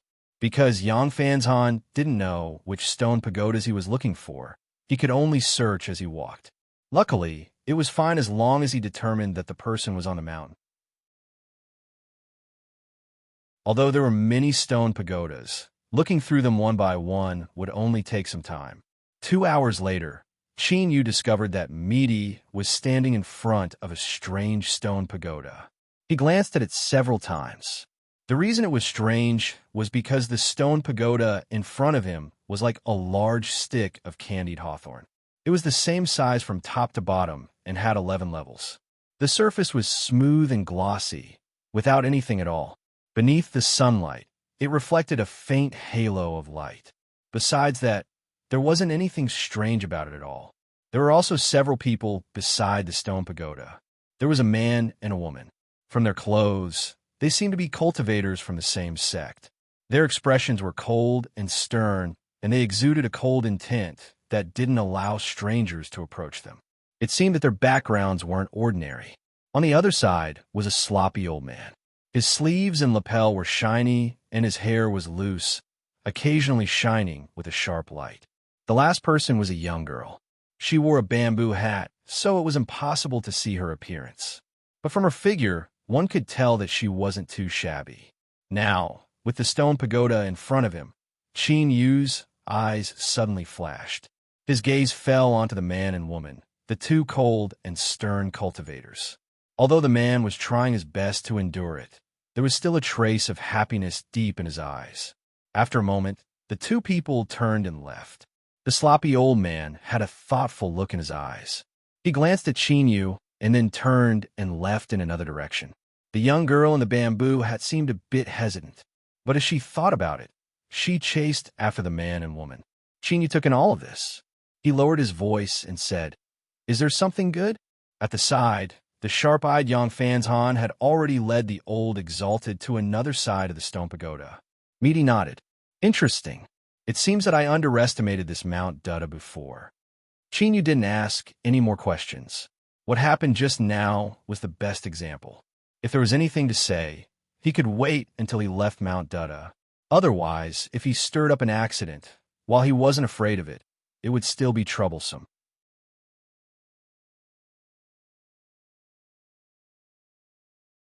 Chapter 1665. After passing the Tonghulu Stone Pagoda, the four people made a large circle.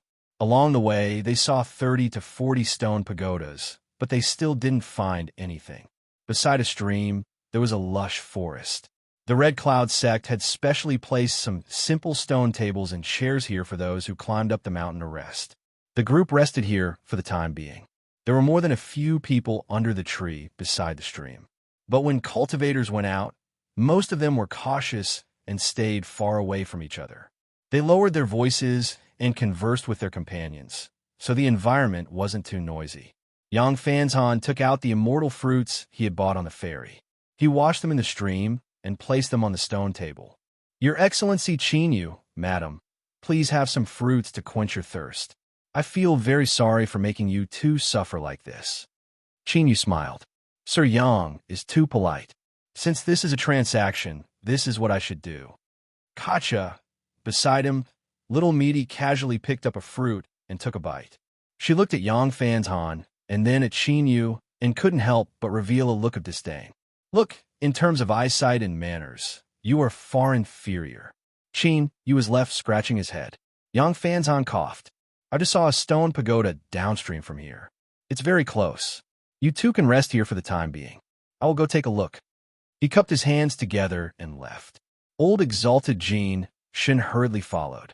Yang Fanzhan dodged as soon as he saw the situation turn bad. He certainly didn't want to stay behind, lest he be caught in the crossfire. Yu faintly smiled. This Sir Yang is indeed a smart person. Little Meaty nodded. At least you have some self-awareness. Yu revealed a helpless expression. He picked up a fruit. The taste wasn't bad. It seemed similar to the ones on the Blue Rain Sex ferry. He casually swept his eyes around and suddenly frowned. He didn't say anything, and his expression became tranquil once more. But soon, a strange expression appeared on Yu's face. He didn't say anything, but the other party actually walked over on their own initiative. Although the bamboo hat was deliberately looking ahead, as if he were just passing by, this sort of disguise was far too crude for Yu. He could see through at a glance. We met in front of that Tonghalu pagoda just now. That old man is not a good person. You'd better leave Mount Duoda as soon as possible to avoid being implicated. After speaking in a low voice, the bamboo hat woman quickly walked away, leaving behind Yu frowning, his expression becoming increasingly strange. As for little Ro, her expression did not change at all. A moment later, Yang Fanzhan returned with a face full of suppressed joy. Found it! The pagoda guardian who had made a deal with the Yang family was actually in this stone pagoda by the stream. Little Meat raised her head and glanced at the stone tower by the stream. She stood up and said, "Then let's go." Yu coughed. "I'm a bit tired, so I'll rest here for a moment." "Madam, you can follow me." Little Meaty glanced at him, and the corners of her mouth curled into a mocking smile. However, she did not say anything, and directly walked towards the stone tower. Yang Fanzhan bowed to Yu and hurriedly followed behind. Yu rubbed his nose, a helpless smile on his lips. Indeed, when he was with Meaty, there was no way he could hide anything. However, you didn't object to it. Not objecting meant that he agreed. Thinking of this, Yu smiled. He flicked his sleeves and put away the unfinished fruits on the table. These were things that Little Meat liked to eat. He couldn't let others take advantage of him. Then, he stood up and walked deeper into the forest by the stream. "You too, please wait a moment." Looking at the bamboo hat woman chasing after them, the man and woman turned and stopped. Their eyes were icy cold, and their faces filled with vigilance. Luckily, when there was still some distance between them, the bamboo hat woman stopped, allowing the two to relax a little. The female cultivator coldly said, "What business does fellow Taoist have?" The bamboo hat woman waved her hand. "Don't misunderstand. I have no ill intentions towards you. I only chased after you to remind you that the sloppy old man from before is a fierce cultivator. He seems to have ulterior motives towards you too, so I ask you to be careful.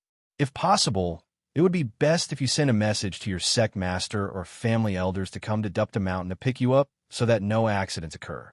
The complexions of the two people changed. The male cultivator stepped forwards and cupped his hands together. "Thank you for the reminder. We understand." The bamboo hat woman nodded. "That's good. I will bid my farewells then." She turned and left. After confirming that the bamboo hat woman had indeed left, the two disciples from the same sect showed a dignified expression. "Junior brother, your intuition is correct. There is indeed trouble." The man nodded. "Senior sister, we will immediately send a message to Master and ask him to leave. This trip will take us away from Dupta Mountain. There is no need to say anything else. Master will naturally understand." The female cultivator nodded. The two hurriedly left and arrived at the foot of the mountain where the Red Cloud sect had specially set up a message. After branding the message, they activated the message plate and flew away. After finishing this matter, the two didn't go up the mountain again. Instead, they went straight to the foot of the mountain to find an immortal opened by the Red Cloud sect and checked in. Spending a sum of money was nothing. Even though they knew they would be ripped off, the advantage was safety. Just as the two people smoothly checked into the Red Cloud sect's immortal inn, an inconspicuous black gas flew out from the jade hairpin on the female cultivator's head and directly disappeared. On Dupta Mountain, under a big tree, the sloppy old man sitting cross-legged suddenly snorted angrily. He opened his eyes, and a sharp light surged out. "What a meddlesome little hussy. You ruined this old man's layout. You deserve to die 10,000 times." He got up and walked away. His speed was very fast, as if he could lock onto his target from afar. Soon, he found the young woman wearing a bamboo hat. Little girl, when you went out to travel Jianghu, didn't any of the masters in your family remind you that a loose tongue can cause trouble? With a sneer, the sloppy old man blocked the way. His eyes were like those of a wild beast.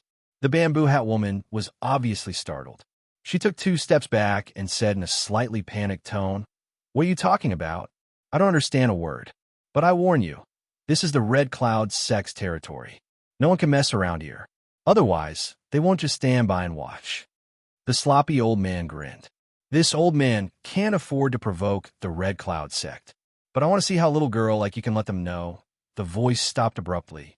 The sloppy old man frowned and glanced behind him. "Little girl, you're lucky." Oomph. The bamboo hat woman's heart skipped a beat. She bit her lip and turned to leave. She ran far away before she patted her chest and sighed. She thought to herself that it was really scary. The look in that old man's eyes was too scary. She almost cried. Sure enough, she had to listen to the old ancestor's words. In the future, she must control herself and not meddle in other people's business. And, at least for a month. Yes, that's it. The sloppy old man turned around and looked at a big tree. He sneered. "You wanted to save someone. Now that you've achieved your goal, why are you still here? Do you want this old man to send you off?" A figure flashed under the tree. Chinyu stepped out and said indifferently, "You're a dignified sovereign. Why are you making things difficult for a little girl?" The sloppy old man frowned.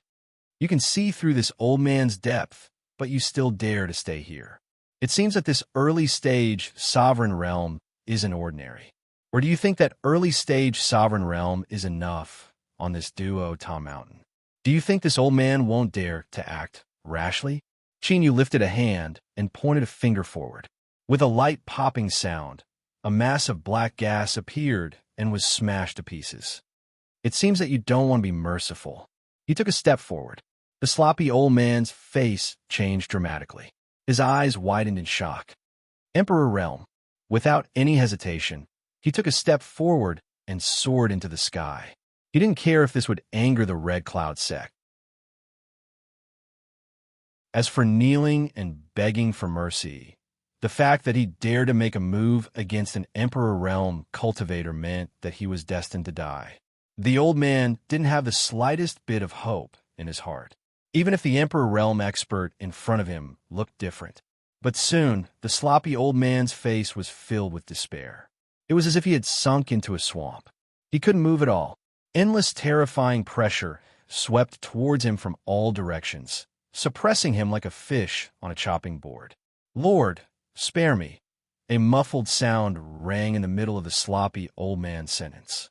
The space between his eyebrows shattered, and a transparent round hole appeared.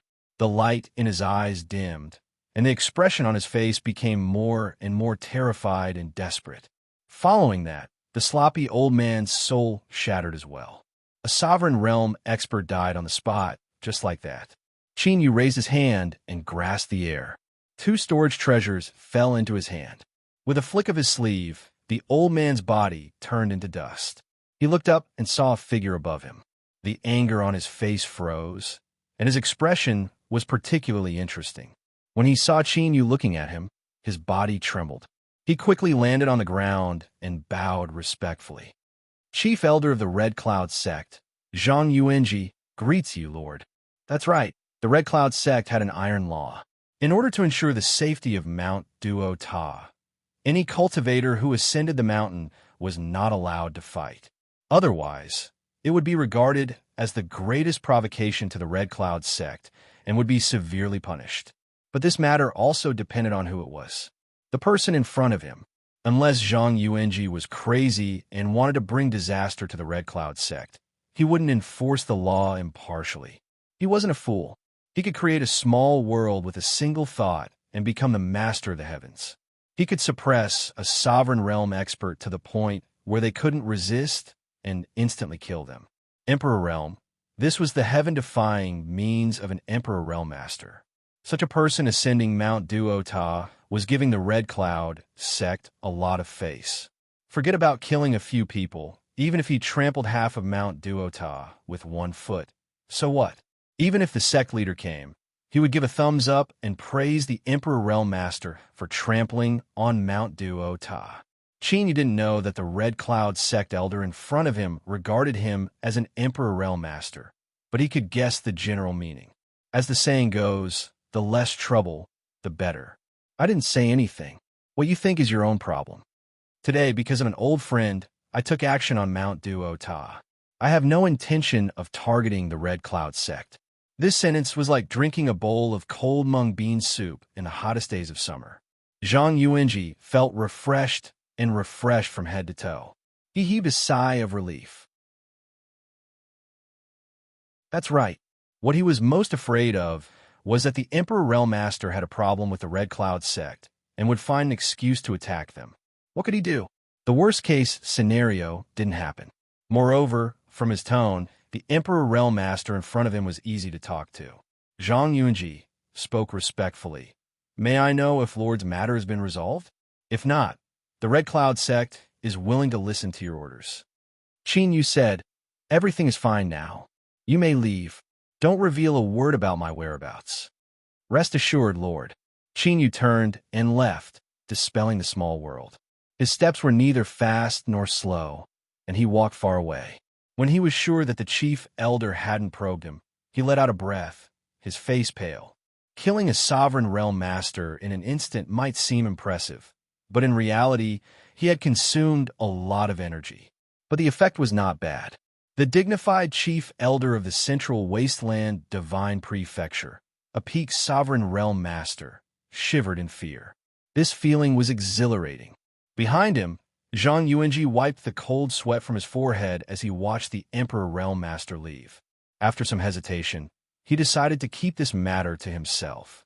At most, he would wait for the sect leader to come out of seclusion and tell him. Otherwise, he would be courting death if he didn't take the Emperor Realm Master's words seriously.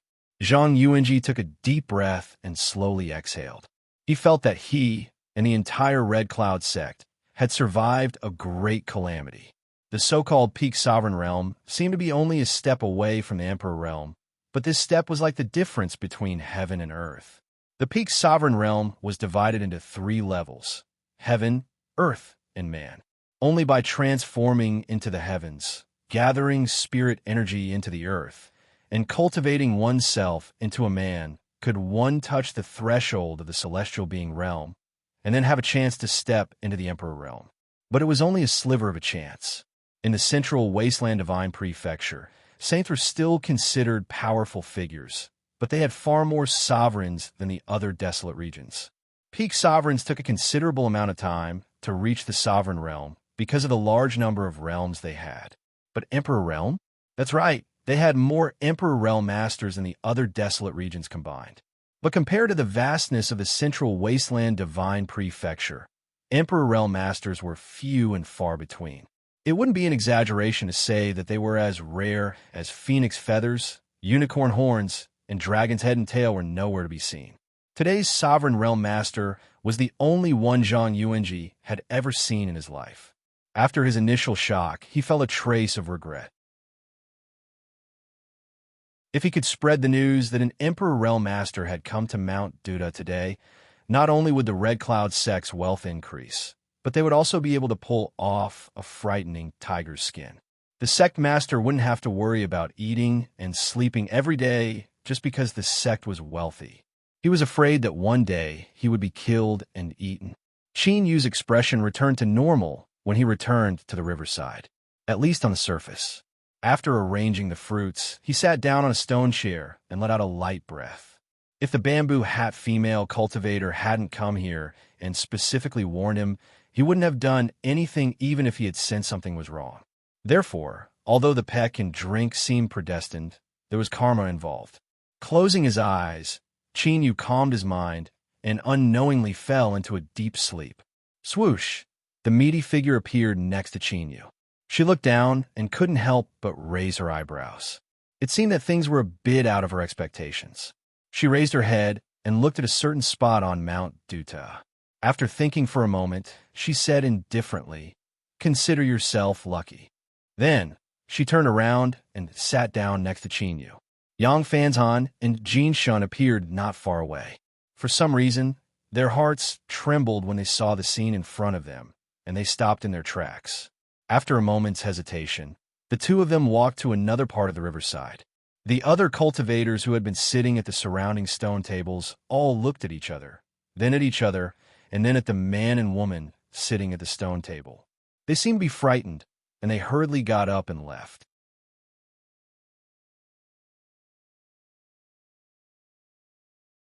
Chapter 1666. After that, he waited for an entire day and night. Chinyu still hadn't woken up. As for the wooden climbing tokens of Mount Duta, they each had a time limit. The old exalted reminded him in a low voice. Yang Fanzhan revealed a grateful expression and hurried away. He found a Red Cloud sect disciple and handed over the black gold coins once more. Because he wasn't sure how long Chinyu would sleep for, Yang Fanzhan left behind a handful of black gold coins. After agreeing to a refund, he stood up and left. Another 2 days passed. Chinyu stirred. He slowly opened his eyes and looked at Misty in front of him. He subconsciously asked, "Is it done?" Misty nodded. "It's done." Sensing that the danger signal had been lifted, Yang Fanzhan waited for a moment and then brought the old exalted back. He cupped his hands together and bowed. "Congratulations." A powerful cultivator naturally wouldn't fall asleep for no reason. Moreover, he slept for 3 days and 3 nights. Yang Fanshan's eyes lit up with envy, but he didn't say anything. He didn't even mention Chinyu's name. The old exalted looked at Yang Fanzhan in front of him and suddenly realized, from the very start, he had known all of this. He knew that it wasn't a coincidence, but he had chosen to gamble. He had bet his life on a chance to turn things around and survive. A life to gamble.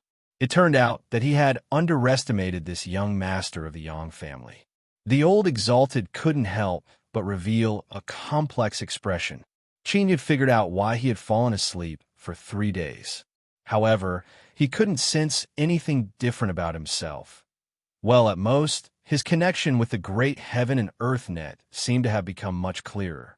He glanced at Misty. She had been sitting at the side the entire time. Since she hadn't interrupted him, there shouldn't be any problems. "Come with me to a place." Misty stood up and walked away. Yang Fanzhan and the old exalted elder had good eyesight and stayed where they were. Chinyu faintly smiled, and the two of them walked upstream. "Did you have some harvest this time? It really makes me envious." Yang Fanzhan said in a soft voice, a look of emotion on his face. The old exalted nodded. "That's right. Mount Duta does have lucky chances, but there won't be a single lucky one for dozens of years." After a moment of hesitation, the old exalted man bowed. "Young master, this old man acted wisely and didn't warn you. I hope you don't take offense." Yang Fanzhan smiled and shook his head.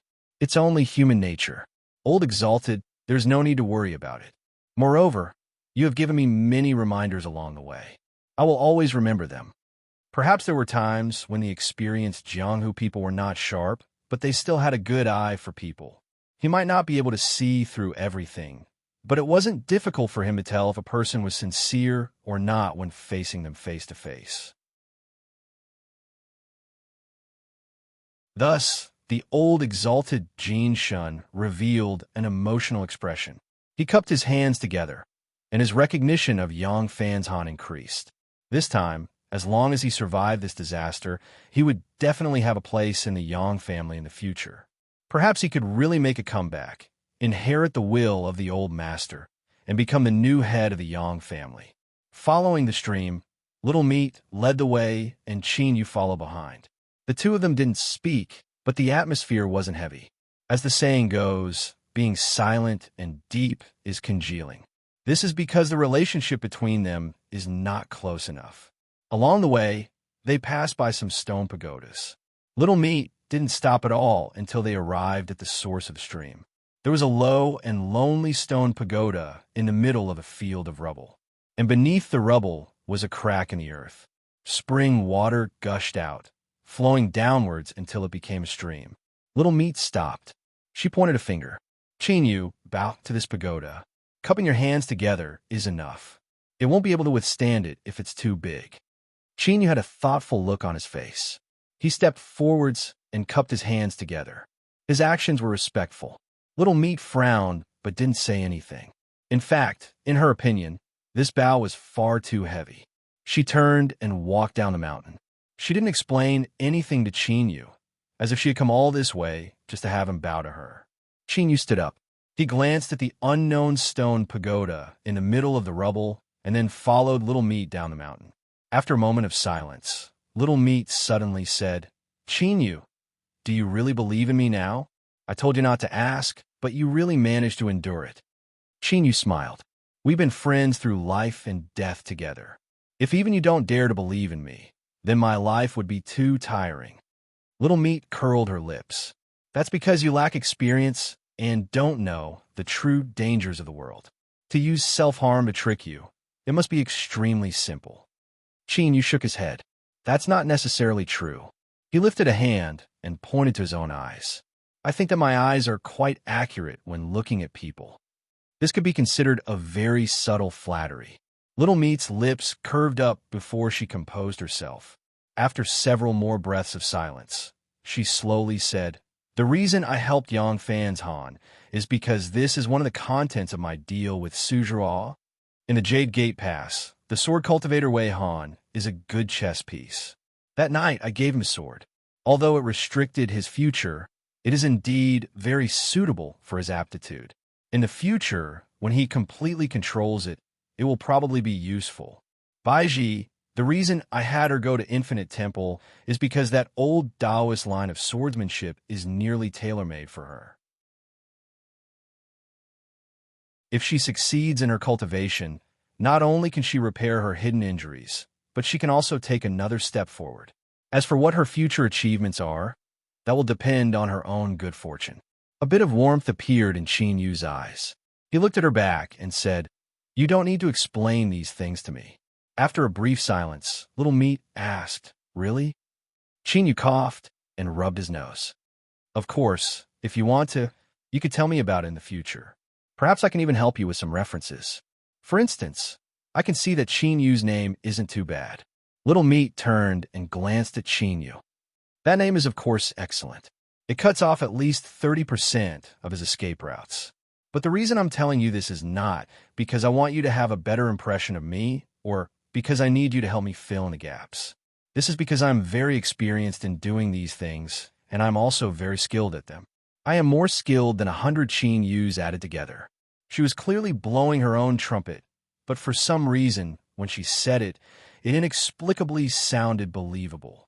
Moreover, wasn't I being despised and also ridiculed? As expected, warmth and affection never suited Little Meat. Chinyu rubbed his face and nodded. But he definitely wouldn't take back what he'd just said. Curiosity was something that could be suppressed through cultivation, but it was still a very irritating thing. After a few more steps, Little Meat continued, "I'm telling you these things to remind you that I've always been helping you accumulate chess pieces. This is because the situation you will face in the future is far more difficult than you can imagine, 100 times more arduous. You may die, and the possibility is very high. I can't be sure that everything I'm doing now will help you survive, but I will do my best and raise the possibility to the highest. So if you're willing to believe in me, keep this trust because the road ahead is still very long." Returning to the stream, the group of four didn't delay any longer and went straight down the mountain. After returning the remaining black gold coins, the 4 registered wooden tablets were now handed over to Chinyu. He smiled at Yang Fan's Han to express his gratitude, causing the latter's smile to become even more radiant.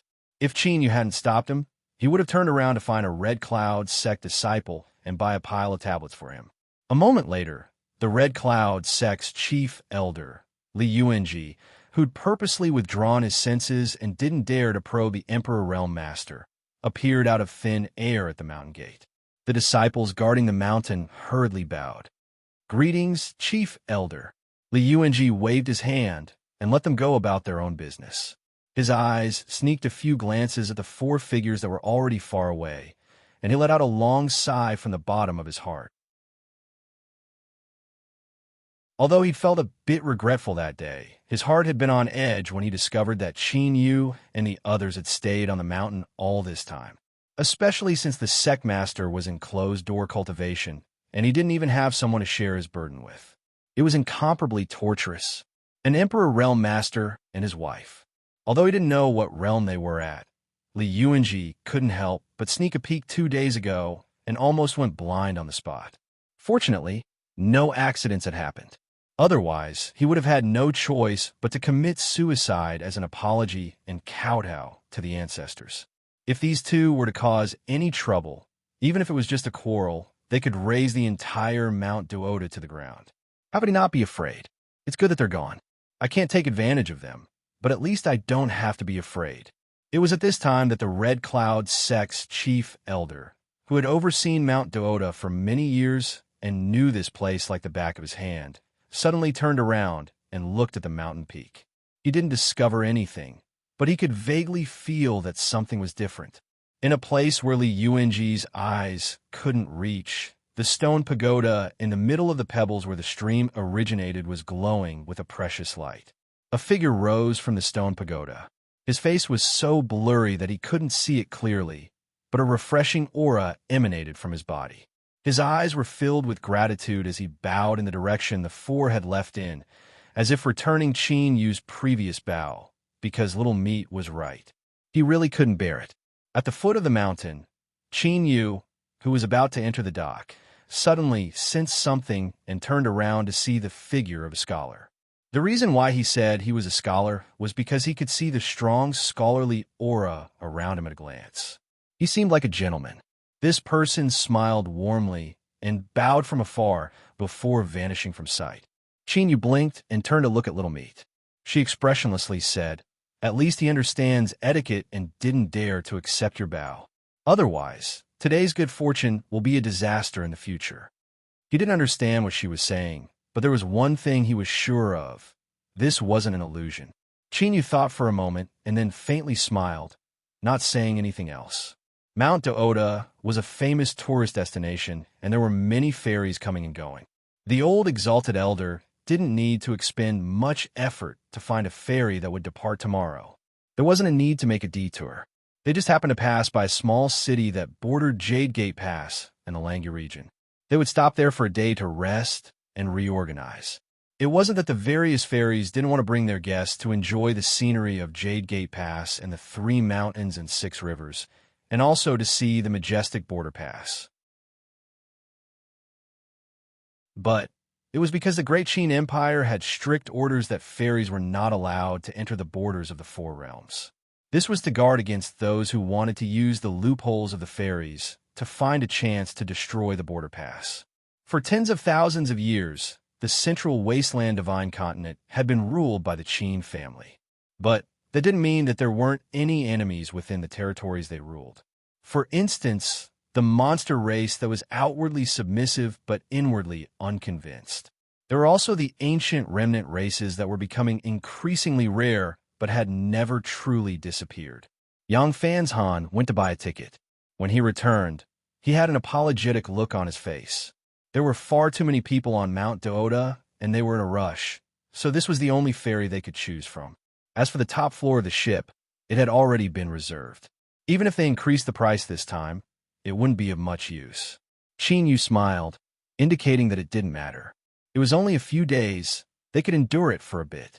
Little Meat didn't care about these things at all. In particular, Yang Fan's Han was a very sensible person. She had bought many immortal fruits along the way. With a single glance, she could tell that these were all things she liked to eat.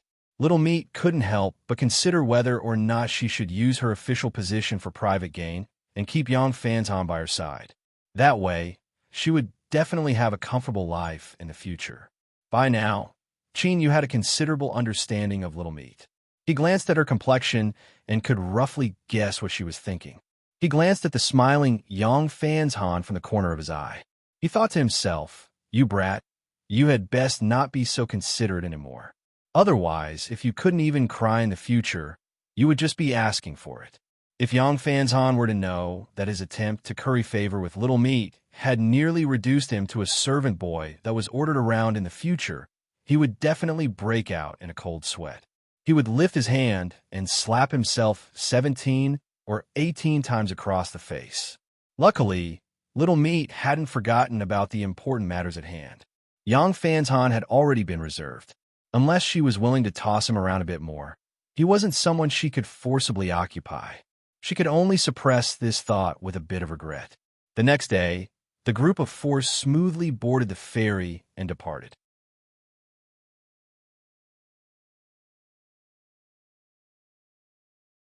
Chapter 1667. There were no walls in this world that didn't have cracks. What happened at Bulldo Mountain had been exposed. Before, it was said that the establishment of the Jade Gate Pass required the support of the powerful earth vein beneath Bulldo Mountain. Although this earth vein didn't completely support the Jade Gate Pass, it was still an important link. Once it was lost, it might be fine for a short period of time. But as time passed, it would be like a 1,000-mile dam collapsing under an ant's nest. Finally, it would lead to an unsalvageable situation. As the guardian of the Jade Gate Pass, Great General Zhao Yuan had an unshirkable responsibility for this matter. So today, he had appeared at the peak of Bulldo Mountain. Looking down at the mountain, Zhao Yuan couldn't help but frown. He still couldn't figure out just who had the ability to deceive the heavens and take away the monster soul from the earth vein within the boundaries of the Jade Gate Pass. Not only did this have high requirements for the person who did this, but the Earth Ox monster soul had to be willing. Could it be a supreme elder of the monster race? But these stray dogs had lived with their tails between their legs. Did they really have the courage to do this? Weren't they afraid of being punished by the Great Qin Empire? Shua, another figure, appeared in the air. His expression was calm and his eyes indifferent. Great General, although it's not too late to mend the pen after the sheep is lost, the sooner the better. After all, for every breath of time we delay, the foundation of the Jade Gate Pass will suffer a bit more damage. He wore a Taoist robe and had white hair. His back was slightly curled up, and he seemed listless, like a country bumpkin sunbathing beneath the warm sun. Zhao Yuan coldly snorted. He was dissatisfied with the Taoist's urging, but he didn't do anything else. No matter how sickly the imperial scholar of the Great Qin Empire looked, he absolutely could not be offended. Regarding this, his family's old man had given him a stern warning. Although it was only once, it was enough for Zhao Yuan. He stepped forward, and endless light gushed out from the ground. A giant armored beast appeared, respectfully prostrating itself on the ground to express its awe towards Zhao Yuan. Looking at this monster beast that had followed him for nearly 100 years, Zhao Yuan expressionlessly slammed his palm down. Puff! With a dull thud, the giant beast's head exploded and its massive body crashed to the ground. The monster's soul flew out, its eyes filled with pain and unwillingness. Zhao Yuan didn't even look at it.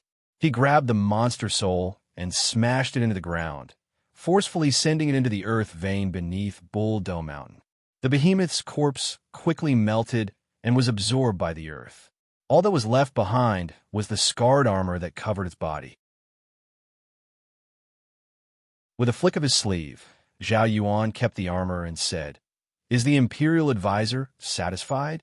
The sickly Taoist glanced at him and nodded with a smile. "Great General, you are decisive. I will report this to His Majesty. In that case, I'll take my leave first." Zhao Yuan shot up into the sky, stirring up clouds and lightning along the way as he returned to the Jade Gate Pass. His eyes were filled with murderous intent. Killing the giant beast and taking its soul to stabilize the earth veins was His Majesty's warning to him. Otherwise, it would not be difficult to find a replacement for Great General Zhao Yuan. There was no need for him to be in such a sorry state. This was the main reason why Zhao Yuan was in such a bad mood. Just who was it that had stolen the demon's soul from under Bulldo Mountain? He would never let this matter rest. The imperial advisor remained on the mountain peak. He watched as the great general left and shook his head. The young are full of vigor. He sighed. He turned and held his hands behind his back, looking down at Bulldo Mountain beneath his feet. Right now, his eyes were filled with vibrant colors. It was as if there was a world hidden in them that no one knew about. But in the end, the Imperial advisor still came up with nothing. The person who had attacked had a high cultivation and their methods were profound, leaving one in deep admiration. With this cultivation, the demon soul within the earth veins didn't dare to resist. This was something that couldn't be any simpler. Thus, the Imperial advisor didn't suspect the monster race at all. After 10,000 years of killing, this was one reason. The other reason was that the Imperial advisor felt that even if the guardian of the monster pond, Goddess Qing Shun, personally came, she still wouldn't be able to escape his eyes. To say that he looked down on the current abject monster race was a bit too direct. But in reality, this was indeed the case. Ancient remnant humans? The Imperial advisor whispered, a thoughtful look on his face. If it really was them, then he had to be careful. These fellows that hid in all directions wouldn't easily make a move. Once they appeared, they would surely have other intentions. It was best not to provoke any accidents. If His Majesty was angered, then even he, the Imperial advisor, would find it difficult to endure. After all, accompanying a ruler was like accompanying a tiger. This saying really wasn't wrong. And at this time, 10,000 miles away from Nyodo Mountain, a fairy was sailing through the clouds. Little Meat now had a hobby of eating fruits. What she liked to do the most every day was to move a chair and sit in the corridor in front of her house. She would eat fruits while admiring the sea of clouds. As for nighttime, she would of course look at the starry sky. Others would have long since grown tired of these repetitive things, but she would always look at them with keen interest. A beautiful girl. Cough, cough, this wasn't too much to say. In particular, after this mysterious existence entered Little Meat's body, her delicate and shy facial features and her cold and distant demeanor fused together, making her all the more eye-catching. There was an endless stream of people trying to strike up a conversation with her. But after just a day, no one dared to speak any more nonsense. Each and every one of them acted as if they had seen a ghost. Their faces paled, and they couldn't help but avoid her. There was a direct disciple of a sect who seemed to be the son of some sect master. After being startled, an elder of the sect, who knew whether it was because he was bursting with a sense of responsibility or because he wanted to take this chance to curry favor with him, but he took a firm stance and demanded justice from Little Meat. But in the end, he was blocked by this son of the sect master. His face was deathly pale, and he clenched his teeth and roared in Qin Yu's ear. Qin Yu was a bit far away, so he only paid attention to this and didn't pay too much attention to it. He only faintly heard that if you want to seek death, don't drag us down with you. Qin Yu deeply agreed. He thought that this was truly worthy of being the son of the sect master. Although his cultivation was a bit lacking, his eyesight was quite good. Then that night, it was unknown what sort of communication the group made with the fairy, but they left that very night, riding the winds and flying far away. After this matter, Little Meat's ominous reputation spread far and wide, and no one dared to provoke her anymore. But it wasn't without harvests. The fairy realized that the guests living in ordinary rooms weren't ordinary at all. They sent out a steward who vaguely offered to change the guests to better rooms for free. The young sect master and his group fled in the middle of the night, so there just happened to be some empty rooms on the top floor. Since they had nothing better to do, they might even be able to pull in some favors. Yang Fanzhan didn't dare to rashly disturb Qin Yu's cultivation. He looked into the distance at Little Meat, who was gazing at the sea of clouds. After a moment of thought, he chose to refuse. The fairy steward didn't say much. He smiled and bid his farewells. This was originally something he had done along the way, so it was reasonable that Little Meat didn't want to accept. But afterwards, Little Meat bought all sorts of immortal fruits from the fairy, and the price was much cheaper. It couldn't be said that she lost money, but she definitely didn't earn much. This could be considered helping Yang Fanzhan save a great deal of money on his wallet.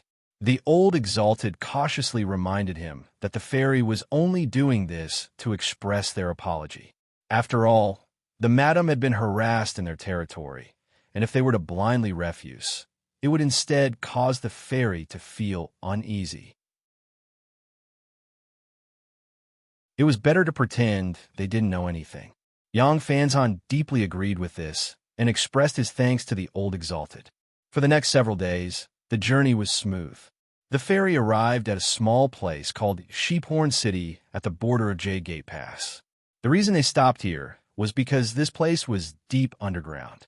Here, there was a kind of natural sheephorn ore. It was a good refining material in itself. The most mysterious part was that this type of sheephorn stone was wrapped in a thick layer of stone that naturally isolated divine scents. Only after opening it would one know what the quality of the ore was like. This was a true gambling method of immortals. Large numbers of cultivators disembarked from the ship, and most of them would buy 1 or 2 pieces to gamble on their luck. There was really someone who used a black gold coin to buy an ordinary-looking sheephorn stone. In the end, after opening it, he made a huge fortune. Of course, such a situation was extremely rare. The group of 4 left the ferry here. Of course, they weren't going to gamble on stones, because if they continued, they would have to take a detour. The ferry steward appeared with a smile. He cupped his hands together and bowed. "Honored guests, I apologize for my poor hospitality before. I ask that you don't take offense." He waved his hand, and 2 cultivators on the ferry came over. They each held a tray with dozens of large and small gray stones placed on it. These are sheephorn stones. They are of extremely ordinary quality, and their value is around 1 or 2 blue gold coins. Honored guests, you could choose one of them. This can be considered a small gift when you leave the ferry, and also a token of my golden goose sex apology. Yang Fan's Han sighed in amazement. He thought that he had learned something new. It seemed that one could conduct oneself well and be meticulous to such a degree. Indeed, the central desolate divine continent was a land of great heroes, and there was knowledge everywhere. The golden goose sect in front of him was like this, and so was the tower guard who had traded with the Yang family on Mount Dita. As soon as he saw the madam beside him, he decisively abandoned all thoughts of stealing and obediently handed over the items and sent them off. She glanced at the tray in the hands of the 2 golden goose sect cultivators and casually pointed. "I'll take this one." Qin Yu maintained his composure.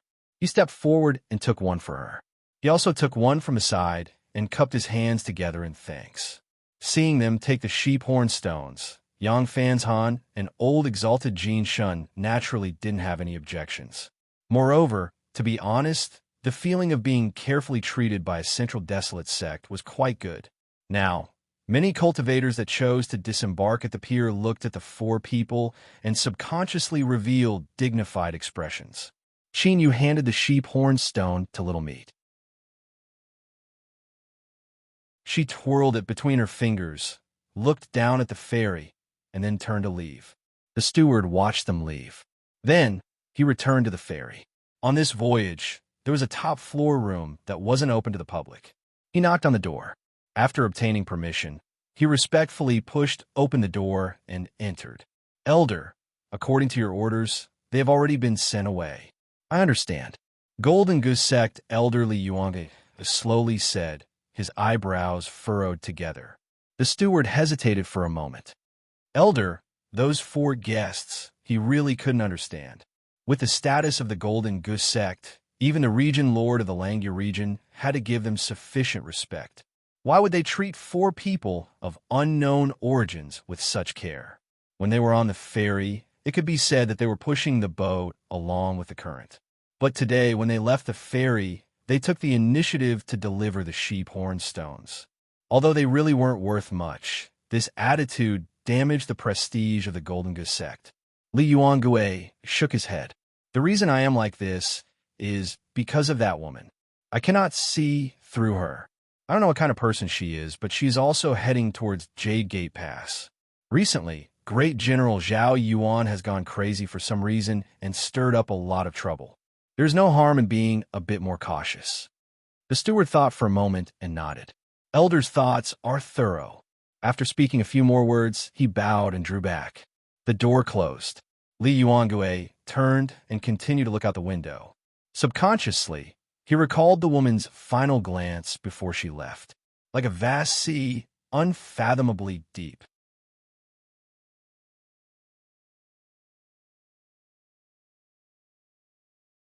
Chapter 1668. The 4 of them, each holding a sheephorn stone, did not linger in the city for long. After some simple checks, they were allowed to enter the Jade Gate Pass. The reason why they were so perfunctory was probably because the Great Qin Empire's army guarding the pass didn't think that anyone would dare to cause trouble in the Jade Gate Pass. After all, Great General Zhao Yuan's reputation resounded like thunder throughout the empire. Before entering the Jade Gate Pass, Yang Fan's Han spent 3 silver-speckled copper coins to buy a luxurious carriage from a carriage dealer. This place was quite a distance away from the Jade Gate Pass. Without a ferry, it wouldn't be good for the 2 nobles to spend the night in the open. Yang Fan's Han and Jin Shun drove the carriage together towards Sifting Star Mountain, which was the easternmost of the 3 mountains. Qin began to cultivate, as usual. He had spent a great deal of money to buy an immortal carriage. Not only was it fast, but it was also extremely comfortable. He basically didn't feel any bumps, and this was what he was most satisfied with. By the time Qin Yu opened his eyes, the carriage had traveled nearly half the distance. Looking through the window, he could faintly make out the steep outline of star-sifting mountain that pierced into the skies. However, there was still a long way to go before they could reach the foot of the mountain. Turning around, Qin Yu's eyes fell on Midi's hand. It was a thumb-sized crimson stone covered with goat horns. His eyes flashed. He said, "This is the sheep horn stone?" With a flip of his hand, he took out his own piece, and with a slight force in his fingers, it broke into pieces. The stone chips on its surface fell off, revealing the true appearance of the sheep horn stone, which had a few red lines on its surface.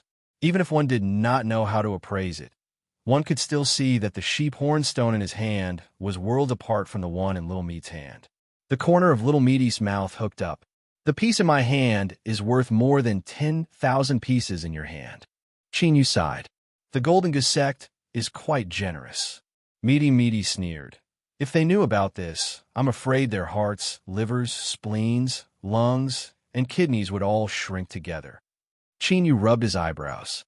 He thought to himself, "My flesh once again has the ability to stand out from the crowd. My ability to pick up scraps is also unrivaled under the heavens." He took another look at the sheep horn stone in Little Meaty's hand. The more he looked at it, the more beautiful it seemed. It was glowing with a faint red light. "Stop looking. I've already made arrangements for this thing. I can't give it to you no matter how much you look at it." Qin Yu's eyebrows shot up.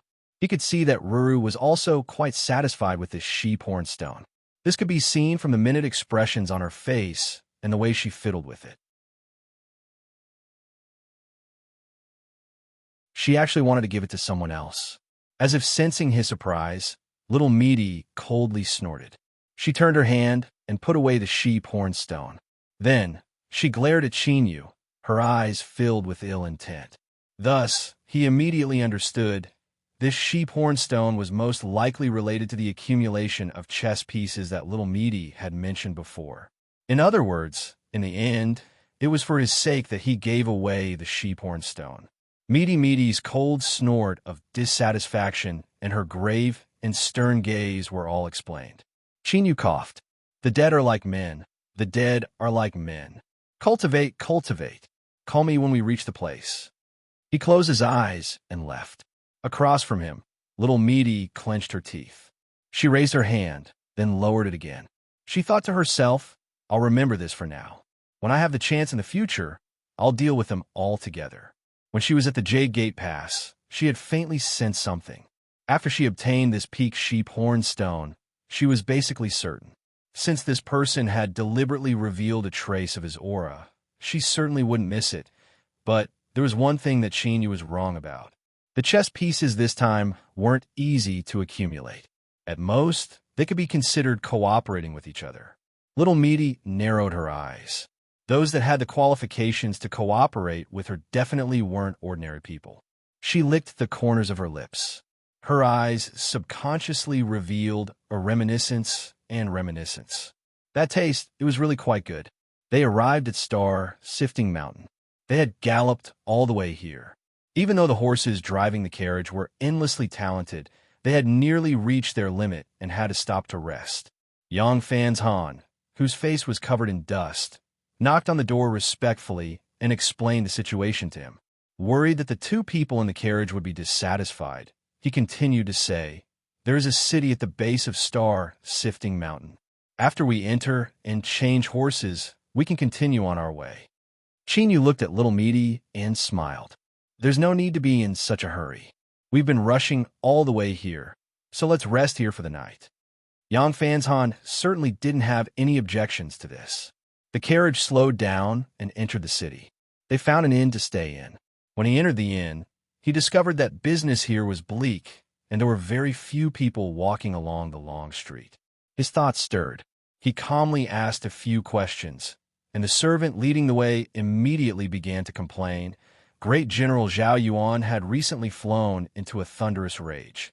Because he didn't know, he had ordered a thorough investigation of all foreign cultivators within the borders of Jade Gate Pass. During this period of time, a great deal of trouble had occurred. The military had actually managed to find many wanted criminals who had concealed their identities. But during this time, there were also many innocent people who suffered undeserved calamities, causing everyone to panic. The cultivators that came from within and outside of Jade Gate Pass had to admit that they couldn't provoke the great general, so they could only flee in panic lest they encounter an accident. After speaking, the servant realized what he had said. He dryly smiled and looked at the four people behind him. "Honored guests, I was just rambling for a moment and spoke a bit of nonsense. Please don't lower yourself to my level." Chinyu smiled and nodded. "It's fine. We don't want to speak of this to others. Great General Zhao Yuan, just who dares to provoke him?" The servant nodded in agreement. He said, "Our great general is indeed the one inside Jade Gate Pass." Seeing the servant give him a thumbs up, Chinyu glanced at Little Meaty. He didn't have any evidence, but his intuition told him that this matter was related to Little Meaty. For instance, the monster soul from the earth vein that she had stolen from the summit of Bull Battle Mountain. Little Meaty was expressionless. She looked up, the meaning in her eyes clear. "What are you looking at me for?" Chinyu looked away. Now that he was sure of this, he couldn't help but feel a bit of pressure. The matter at Bull Battle Mountain had alarmed Zhao Yuan so quickly and caused such a ruckus. It was clear that the scope involved was not small. With the Qin Empire's ability, if they locked onto them and returned to the outer reaches of Jade Gate Pass, wouldn't that be walking right into a trap? Little Meaty was indeed strong, and her methods were mysterious and unfathomable.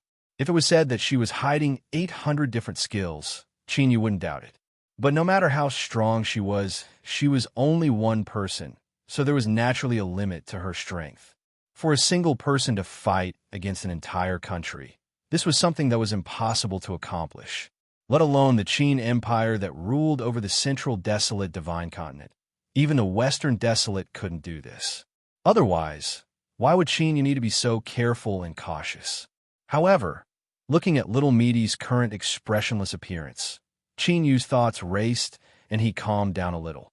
Since she didn't express anything, she naturally had confidence that she could cross the skies and wouldn't be caught by Great General Zhao Yuan. But even though he thought this, after assigning the rooms, Chinyu paused his cultivation. He stood up and knocked on Little Meaty's door, lowering his voice and telling her what he was worried about. Then, facing Little Meaty's gaze, he received a definite answer. He left behind a simple sorry for disturbing and turned to leave. If he was despised, then so be it. It was better than having no confidence in himself. Otherwise, he wouldn't be able to cultivate with peace of mind. He would only be able to achieve half the results with twice the effort. The night passed peacefully. Looking at the shop owner's expression, he seemed surprised that no troops had come to search tonight. Then, he revealed a happy expression. It seemed that Great General Zhao Yuan had finally decided to rest for a while. The shop owner nearly cried tears of joy. He was so happy that he almost wanted to give the 4 customers a discount, but in the end he didn't. As the days were difficult, earning a little more was a little more. As the carriage passed through star-sifting mountain, Little Meaty patted the carriage. Yang Fanzhan pulled on the reins, and the carriage immediately stopped. The door of the carriage opened, and Little Meaty stepped out. She looked back and said, "Why are you in a daze? Hurry up and get off." Chinyu glanced at Yang Fanzhan and the old exalted who had their heads lowered and were motionless. He rubbed his nose, not speaking. For no reason at all, he had been in the middle of cultivating when he was suddenly slapped awake. He nearly choked on his own breath. And most importantly, there was no explanation at all. He had no idea what they were going to do. Little Meaty took the lead and walked towards star-sifting mountain. Chinyu faintly smiled. I'll have to trouble you two to wait here for a moment. We will go up the mountain and, enjoy the scenery. We will be back soon. Yang Fanzhan and the old exalted hurriedly expressed that there was no problem. They were both intelligent people. Even an idiot would know that this wasn't the case. But on the surface, they naturally didn't reveal any of this. Star-sifting mountain was extremely high and steep. The mountain terrain was incomparably treacherous. The road up the mountain was daunting. Luckily, after avoiding their line of sight, Little Meaty grabbed Chinyu. The two of them stepped forwards and appeared atop the mountain summit. Beneath their feet were billowing clouds that surged endlessly. Above their heads, 9 suns illuminated the world. An old man in a straw raincoat was sitting on the edge of a cliff, a bamboo fishing rod in his hands. The fishing lines sank into the clouds. It was unknown just what he was fishing for. You two, the things I am fishing for are the most sensitive. I ask that you do not make any noise, lest I waste another month waiting. The old man didn't turn his head. His calm voice sounded out in their ears. Little Meaty let go of Chinyu. She took several steps forwards and arrived at the old man's side. Do things like cloud see flying fish still exist? The old man smiled. There are very few left. It's only because this mountain is high enough and they have hidden themselves well that they have been able to multiply until now. Your bait is quite good. You should be able to obtain some harvests, but I don't have the time to waste with you. Little Meaty lifted a hand, and a sheep-horn stone appeared in her palm. The old man hesitated for a moment. He put down the fishing rod and cupped his hands together. Then let's get down to business first. Let's take a few steps back lest we startle the schools of fish. Little Meaty turned and walked away. Chinyu was expressionless. He tried his best not to reveal any strange expression. This was because this old man under the straw raincoat was far too strange. Between his eyebrows, there was actually a third eye. Even though it was closed, it still gave Chinyu a terrifying feeling. It was like as if as long as this eye opened, despair and destruction would descend. The old man glanced at Chinyu. He faintly smiled and nodded in greeting. Little Meaty had no expression. He is one of my people. The old man thought for a moment and then cupped his hands together. Little Meaty's complexion relaxed a little. Chinyu bowed in return, a strange expression on his face. He thought that these words were a bit inappropriate. Then, as Little Meaty and the old man spoke, Chinyu was present the entire time. He was right beside them and could clearly see their mouths open and close, as well as the minute expressions on their faces. But he couldn't hear anything at all. He had no idea what they were talking about. It was likely that these things weren't suitable for him to know right now. In the end, the old man frowned. After thinking for a long time, he slowly nodded, most likely agreeing to Little Meaty's request. The invisible barrier instantly vanished, and Little Meaty's voice sounded out. Then let's do it for now. She hesitated for a moment. She looked at Chinyu and said, I will say it again. He is one of my people. The old man's expression didn't change. He looked at Chinyu once more. This time, his gaze was much deeper, as if he wanted to brand his entire person into his mind. Little Meaty grabbed Chinyu. Then, she stepped forwards and vanished from sight. The old man looked at the place where the two disappeared. Then, he looked down at the sheep-horn stone that had returned to his hand. After a long time, he gently sighed. Cooperating with this person was no different from asking a tiger for its skin. Perhaps one day, he would end up without even a corpse remaining. After all, these things had happened more than once or twice in the distant past. But the situation was stronger than the people. There were fewer and fewer ancient survivors. If they didn't do anything, there really was a chance that their bloodline would be severed. Suddenly, the old man's figure flashed. He appeared at the edge of the cliff. He grabbed the fishing rod and pulled upwards. The entire sea of clouds in front of him began to violently shake, like billowing waves in a river. The fishing line was pulled taut emitting faint cracking sounds. The old man frowned. He sighed. Think about it carefully. If you cause too much of a disturbance and are discovered by others, the entire school of fish will suffer calamity. After a moment of silence, a deep roar filled with sorrow echoed out from the sea of clouds. The fishing line was instantly pulled back. A palm-sized fish was pulled out from the sea of clouds. Its entire body was snow white, and it had two cicada-like wings on its back. It was hard to imagine that this little fish in front of them actually had the strength to stir up the entire sea of clouds. The old man reached out a hand and caught the fish. He sighed with emotion. In order to protect your people, you were willing to give up your life, but isn't it the same for me? From this aspect, you and I can be said to be in the same boat. He opened his mouth, wanting to eat the flying cloud sea fish. He had sat here for an entire month. Wasn't it all in order to eat his fill? Sympathy was sympathy, sorrow was sorrow, but none of this could fill one's stomach. So, this was something that couldn't be pretentious. But at this time, the old man stiffened. A bitter expression crossed his face. He stared at the flying cloud sea fish near his mouth, his eyes full of reluctance. After a moment of hesitation, he let out a deep sigh. He lifted his hand and tossed the flying cloud sea fish out into the clouds. At the base of the mountain, little Meaty was walking towards the carriage with Chinyu. She suddenly looked up. "Little fellow, you're quite smart." A fish flapped its wings and quietly appeared in front of them. Chinyu thought that this was the flying cloud sea fish that little Meaty mentioned before. It seemed quite exquisite. Little Meaty reached out a hand, and the flying fish fell into her palm.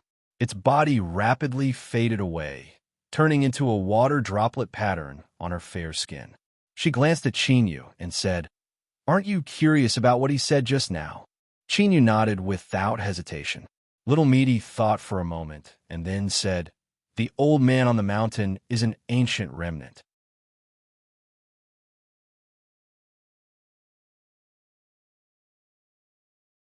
Chapter 1669. Within Jade Gate Pass, there were 3 mountains and 6 rivers. One of them was called the Longsong River, and it divided this pass into 2 regions.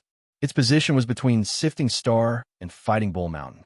When Little Meaty had taken action, she had brought him through space and just happened to pass through this region. But now, a 4-person carriage was driving along the banks of the Longsong River. They could hear the deafening rumbling of the river in their ears. Little Meaty looked out the window at the roaring river. She suddenly frowned. Whoosh! With the sound of breaking air, a figure landed in front of the carriage, blocking its path. "Stop!" Yang Fan's Han pulled on the reins. He felt that this person was a bit familiar. He immediately remembered that he had seen this woman on Mount Duta. After a moment of hesitation, he cupped his hands together and said, "May I ask why Miss has stopped us?" The bamboo hat woman lightly coughed. She pointed towards the river. "Recently, Great General Zhao Yuan has been hunting down some criminal. The great monster hiding at the bottom of the river has seized this opportunity to wreak havoc and secretly capture many cultivators as a method to increase its cultivation. I stop you because I don't want you to stir up any more trouble. Hurry up and go around this region." Yang Fanshan's complexion changed. But before he could speak, Little Meaty's voice sounded out from within the carriage. "Ignore her and continue on our way." He revealed an apologetic expression. Although he felt that the bamboo hat woman had good intentions, he clearly wouldn't go against Little Meaty's wishes. "Thank you, miss, for the reminder. We must hurry on our way. Farewell." He pulled on the reins, and the carriage made a half-turn before continuing onwards. The bamboo hat woman furrowed her eyebrows in annoyance. As she watched the carriage go far away, she recognized the 2 people driving it. She had seen them on Mount Duta before. Back then, she had given them some kind reminders. But now, not only did they not recognize her kindness, but they also didn't recognize her kindness. It didn't matter. If they wanted to die, that was their own business. The bamboo hat woman turned and walked away. But after taking just a few steps, she stopped, a look of helplessness on her face. After a long time, she sighed and slapped her forehead. "Neo Dowdu, Neo Dowdu, Didn't you just swear that you wouldn't meddle in other people's business for a month? What? Do you want to go back on your word now? You really don't have any prospects. After taking a few more steps, she stopped and sighed heavily. She turned around and chased after the carriage. For lives. It was one thing if she didn't encounter them, but if she were to watch them die. Neo Dowdu felt that she wouldn't be able to sleep well for the next 6 months. This was the last time, definitely the last time. After that, he would not meddle in other people's business for 2 months. Neo Dowdu trailed far behind the carriage after finding a way out of this embarrassing situation. Although he had never seen the great monster at the bottom of the river, he had heard that it was very powerful. If it was a head-on battle, she might not be a match for him. However, it shouldn't be difficult for her to intimidate him from afar. Inside the carriage, Little Meat snorted. Her expression didn't look too good. The kind-hearted little girl was like a little white flower exposed to the wind and rain. Who knew when, with a paw sound, she would snap? Moreover, you're being too kind. Are you going somewhere else? Why does he keep staring at us? Or could it be that this girl's motive was not pure? She glanced at Chinyu, her complexion becoming increasingly dignified. She lifted her hand and looked at Chinyu again. After a moment of hesitation, she lowered her hand and coldly snorted. Across from her, Chinyu, who had been cultivating with his eyes closed, suddenly felt a wave of discomfort. He opened his eyes. What is it? Little Meat sneered, attracting bees and butterflies. Facing her cold and stern eyes, Chinyu was instantly stunned. He thought to himself, just what was going on? Why was she talking about bees and butterflies? He rubbed his eyebrows and forced a smile. For better or for worse. Give me an explanation. Little Meat rolled her eyes. Go and see for yourself. Chinyu held his breath, carefully sensing the outside world. How did he meet her again? Moreover, this ant wearing a bamboo hat. Mother, if his judgment wasn't wrong, was currently chasing behind their carriage. He glanced at Little Meat, who had a nose that wasn't a nose and a face that wasn't a face. Chinyu began to understand her meaning. But this matter, I've been wronged. What is she doing? Little Meat coldly sneered. Being a good person. Then, if she isn't careful, she will fall into a dangerous situation and have young Master Chin save her. If one saving grace isn't enough, then she will save you a second time and a third time. At least she will be able to give you a reason to accept this great kindness. Since there is no way to repay it, she can only repay it with her body. Chinyu wryly smiled. What was going on? But at this time, he looked up at the great river outside the carriage window and vaguely guessed what was going on. This bamboo hat girl, wasn't she being too kind? Chinyu couldn't understand. With her personality, how had she been able to live peacefully to this day? Cough. She's being kind, so it's not good to blame her. I'll just scare that fish monster in the river a bit, and then we can safely pass by. Little Meat humphed in agreement. Deep in her heart, she didn't want to see that girl appear in front of her again. So what if she was wearing a bamboo hat? This lady's eyesight is good. A little seductress like you that can bring calamity to a nation should wear a layer of black cloth over your head. No, your body should also be covered with black cloth and 3 thick layers at that. Very well, Baiji had just left, and now this bamboo hat girl had arrived. Was there something wrong with Chinyu's body? Should he try to change it a little?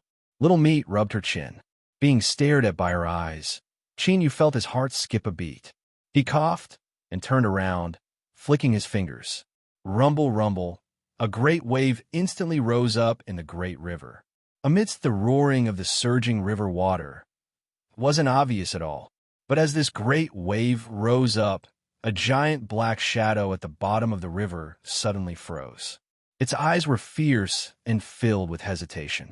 In the end, it chose to suppress its bloodthirsty desires and didn't recklessly attack. It hid itself at the bottom of the river, its eyes wide as it watched the carriage gradually fade away. The bamboo hat girl followed behind the carriage. Her body was tense, and her complexion was dignified. Along the way, she always felt as if there was a blade on her back. It was as if she had been locked onto by some icy cold and vicious eyes that could explode out at any moment. But luckily, The journey was smooth. They safely passed through the territory occupied by the great monster at the bottom of the river without any accidents. Who? The bamboo hat girl let out a long breath. A smile lit up her face.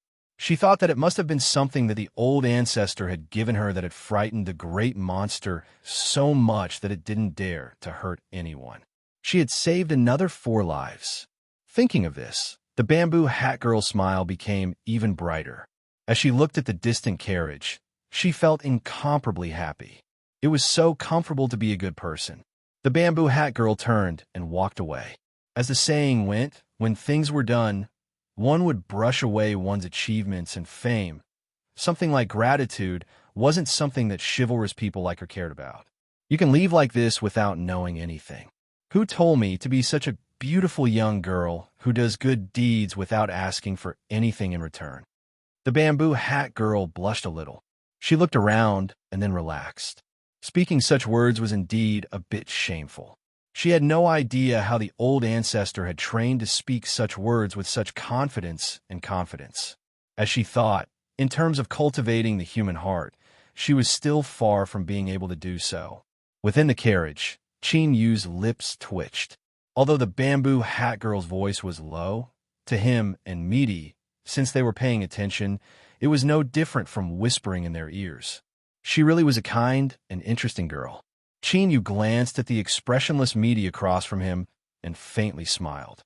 Since there's nothing else, I will continue cultivating. But soon, Qin Yu discovered that things weren't so simple. As the carriage continued forwards, it soon encountered a group of cultivators. They were all filled with anger, and a cold chill rose up from their bodies. Seeing Yang Fan's Han and the old exalted elder driving the carriage, a person flew out from the opposite side. He landed on the ground and cupped his hands together. "Fellow Taoists, please."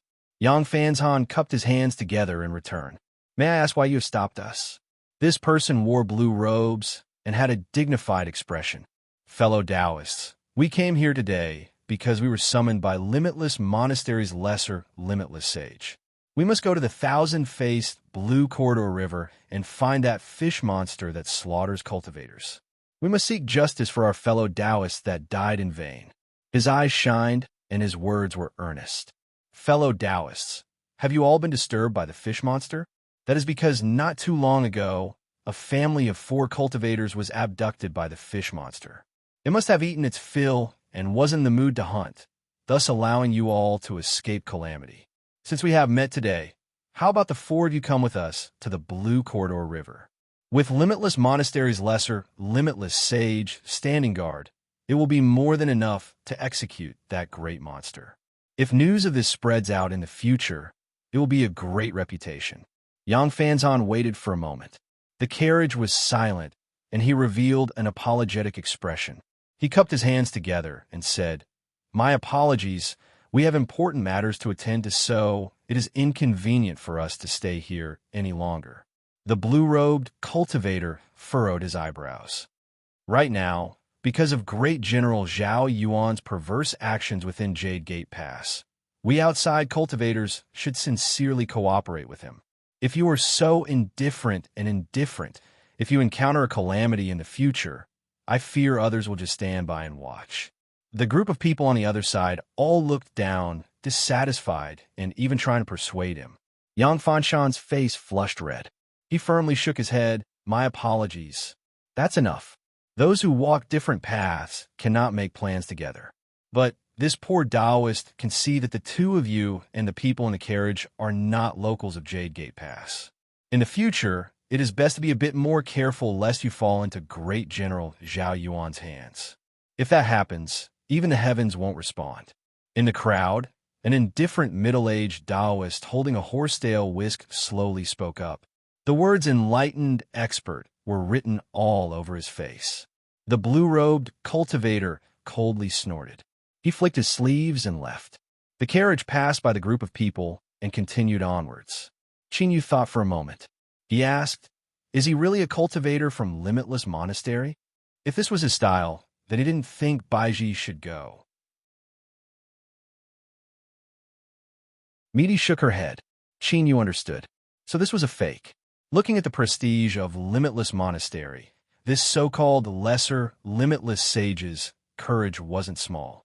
He took such a great risk just to gather a group of people and be praised by them, to enjoy the wonderful feeling of being surrounded.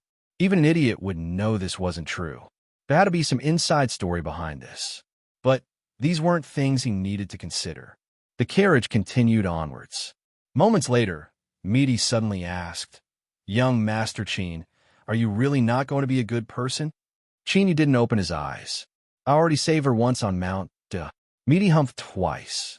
She looked him up and down, as if she wanted to see what he was feeling from his subtle expressions. But she didn't find anything. Or perhaps she didn't sense anything wrong. Misty took a deep breath and said, "Go. Save that little girl. This time, don't hide your head and show your tail." Qin Yu opened his eyes, surprise on his face. Misty reached out a hand and gestured as if she were holding a chess piece in her hand. Qin Yu reacted. Although this sort of purposeful action felt a bit strange, he still had to save her. Otherwise, if good people really didn't live long, then who in this world would still meddle in other people's business? That sort of world was far too boring. Understand. He lifted a hand and knocked on the carriage. The carriage stopped. Qin Yu pushed open the door and walked out. He said to Yang Fanshan and the old exalted, "I have some matters to attend to. You can continue on your way." He turned and left. After several flashes, his figure vanished from sight.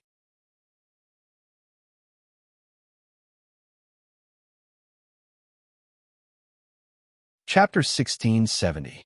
There was a secret that Niu Daodu had never told anyone. It was that she was a little timid. So, when she saw such a large group of people coming at her aggressively, Niu Daodu's first thought was to quickly hide. She was even less interested in joining forces to kill the demon. She had never heard of the immeasurable temple's little infinity perfected being, so he wasn't that powerful. But the great demon hiding in the Longsong River was really powerful. She didn't want to run over and send warmth to it. But soon, Niu Daodu was filled with righteous indignation. She forgot about her timid nature and widened her eyes, gritting her teeth. How could there be such an evil demon in this world? It captured a family of 4 and ate their parents in front of them. It even deliberately kept the 2 siblings alive to torture them into despair so that they would taste better when they ate it. Niu Daodu immediately decided that she would save the pitiful siblings.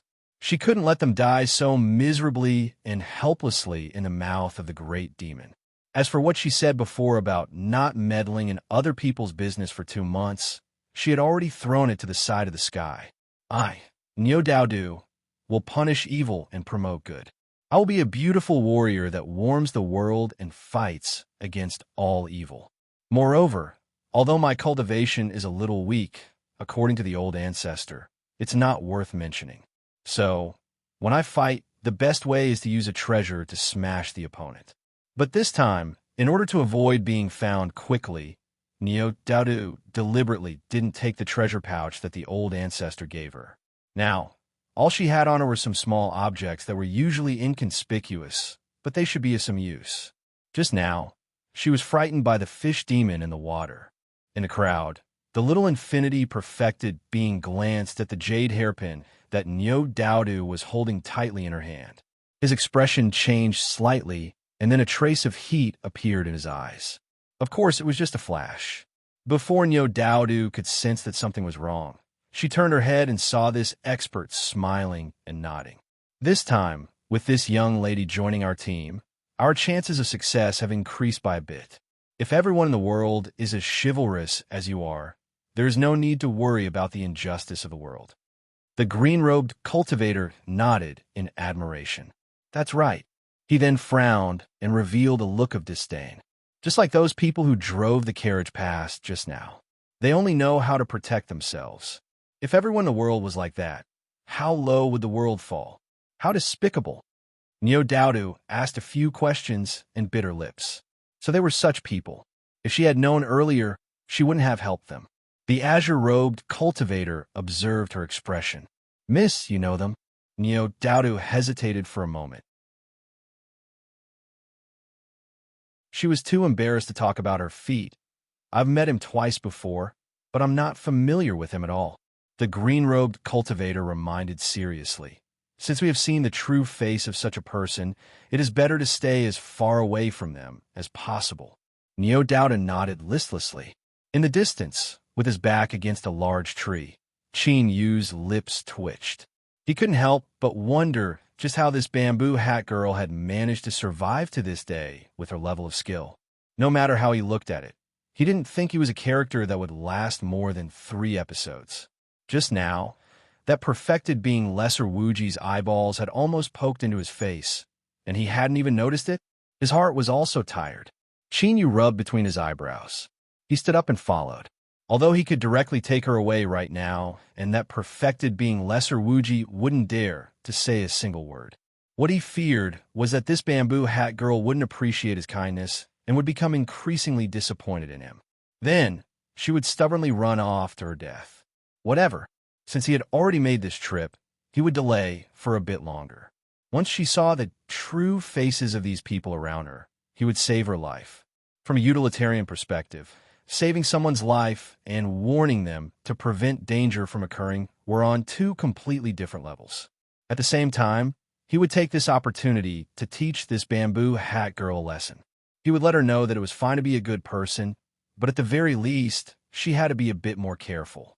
After all, it wasn't like her luck would be so good every time. The fish monster at the bottom of Langsong River seemed to have sensed the arrival of the crowd. The turbulent river water instantly began to boil, rumbling and roaring without end. Perfected being Lesser Wuji didn't hesitate to step forward. With a solemn expression, he said, "Fellow Taoists, there is no need to be afraid. Fellow Taoists, there is no need to be afraid. This poor Taoist has a high-quality monster binding rope in my hands. I will make this great monster surrender and wait for death." As he spoke, there was a loud explosion in the river. A massive shadow broke through the waves, revealing the fierce appearance of a fish monster that was hundreds of feet long. What a good perfected being Lesser Wuji. Facing the biting fish monster, he didn't feel any fear at all. With a loud shout, he flicked his sleeves, and a shining golden rope howled out, wrapping around the fish monster. Roar! The fish monster angrily roared. But its body was bound by the monster binding rope. Over half of its aura was immediately reduced, and its massive body crashed into the water. Good. Perfected being, what fierce methods. With this monster binding rope in hand, there is nothing wrong with killing this monster today. Everyone, let's take advantage of its weakness. Let's attack together and slaughter this fish monster that slaughters the innocent. Perfected being Lesser Wuji stood in the wind, his robes fluttering in the wind. He truly displayed the elegance of a great master. Neodauda was a bit stunned. She felt that the grade of this monster binding rope wasn't too high. Although it looked dazzling, its aura was ordinary. Could it be a treasure that she couldn't clearly sense? According to the words of the old ancestor, this was a peak treasure. Killing a fish monster would be as easy as capturing it. After all, with a peak monster binding rope, as long as it wrapped around its target, the monster would instantly turn into a pool of blood. How could it struggle so vigorously? Neodauda couldn't understand. But at this time, everyone was attacking. She thought for a moment and lifted the jade hairpin in her hands. A bolt of lightning exploded within the hairpin. The fish monster that was bound by the monster binding rope suddenly stiffened. It roared out loud, causing countless waves to surge in all directions. At the same time, a layer of blue water vapor covered its entire body. It clenched its teeth and roared inwardly. How could a little girl have such a precious thunder magic treasure in her hands? And the key point was that she had hidden it so well that it had nearly fallen into her trap. Hiding in the distance, Qin Yu's doubts were solved. No wonder Ruru had suddenly changed her mind and allowed him to make this trip. It was likely that she had felt the aura of this jade hairpin. The so-called chess piece was more accurately the person behind the bamboo hat girl. This jade hairpin that contained the thunder magic was the best evidence, and he didn't seem to need to save her anymore. The aura that the jade hairpin revealed was less than 30% of its full strength. In Qin Yu's perception, the might of the thunder magic contained within was also ridiculously powerful. As long as he brought it out, it would be more than enough to turn this fish monster at the bottom of the river into charcoal. He didn't even need to worry about its aim. Who told it to hide at the bottom of the river? Where water flowed, thunder magic was its greatest nemesis. But what happened next caused Qin Yu's lips to twitch. He looked at the bamboo hat girl from afar and subconsciously asked the third question of his soul. Just how did you manage to survive until now? Taoist Lesser, Limitless shouted out loud. This is bad. This fish monster has another hidden card. Does anyone have a thunder magic treasure? Hurry and lend it to me, otherwise it will be too late. Neo Do. The moment she lifted her head, the eyes of the people around her fell on her. After all, the jade hairpin in her hand was sparkling with lightning. It was obvious that it wasn't an ordinary item. Some were surprised, some were happy, but most of them were hinting and persuading. A rough interpretation would be, what are you spacing out for? It was better to hurry up and hand over the thunder magic treasure in his hand to the enlightened person. Neo Dowdu felt that something was wrong. However, with so many people staring at her and urging her with their gazes, she could not help feeling flustered. He panicked, and his cowardice was completely exposed. Without knowing what was going on, he handed over the jade hairpin. Qin Yu covered his face with his hands and let out a long sigh. Taoist Master Everlasting, who was holding the jade hairpin, revealed a look of joy. He laughed and said, "Thank you, miss. Once I kill the demon, I will return it to its owner." He took a step forward and directly charged into the river. Die, evil creature! On the riverbank, everyone watched as the spiritual master displayed his divine might and jumped into the river. Everyone's eyes widened. Let's go. We will follow you into the river to kill the demon. It was unknown who shouted, but everyone held out. Like dumplings being thrown into a pot, they all jumped into the river. Among them was the dazed Neo Dudu, who hadn't yet regained her composure. It was only when the water-repelling magic treasure on her body automatically activated and formed a barrier around her that she regained her composure. Her eyes widened. It was unknown what Neo Dowdu had sensed. She wanted to run away, but it was already too late. Bang! The river water instantly thickened. It was like an entire mountain of water was pressing down on top of everyone's heads, imprisoning them deep within the water and making it impossible for them to move. A loud roar exploded from beneath the water. Damned foreign cultivators! You dare to attack my residence? You deserve to die. They saw that the water monster from before was now wearing a suit of blue-black armor. It swam up from beneath the water, its giant eyes stubbornly staring at the crowd. As for the monster binding rope that was wrapped around its body, it had long since disappeared. As for Taoist Master Everlasting, who had rushed in first, he was nowhere to be seen. All of the excited cultivators who were immersed in the excitement of killing a great monster suddenly paled. No one knew who was a fool. Seeing this, even the slowest person could feel that something was wrong. Taoist Master Everlasting had vanished from sight, and this fish monster in front of them was actually wearing the armor of the great Qin Empire, and had even called himself a general. Panic surged out from the depths of everyone's hearts. Their complexions immediately paled. The fish monster's eyes were cruel, but deep within they were filled with satisfaction. This bunch of idiots had delivered themselves to its doorstep. Today, even if it killed all of them, there wouldn't be any trouble. This was because they were the ones who tried to attack the underwater palace first. And as a monster general that had already submitted to the Jade Gate Pass, according to Great General Zhao Yuan's rules, no one could pursue this matter after the fact. Thinking of this, the fish monster's eyes became even more cruel and bloodthirsty.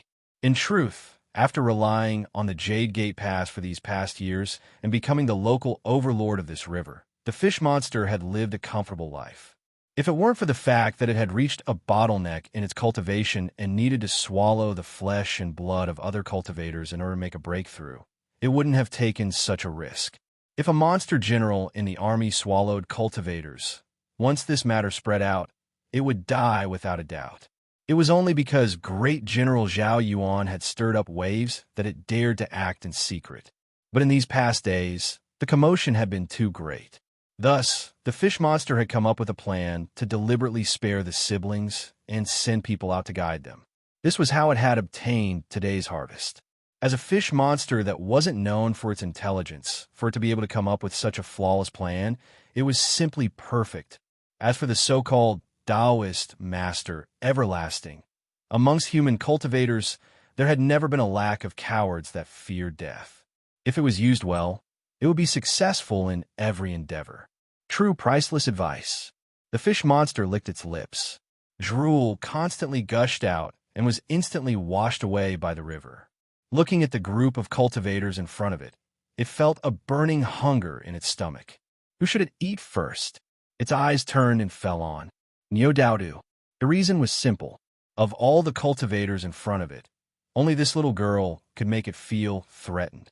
If it wanted to eat someone, it would naturally be her. Moreover, the girls of human cultivators were all fair and tender.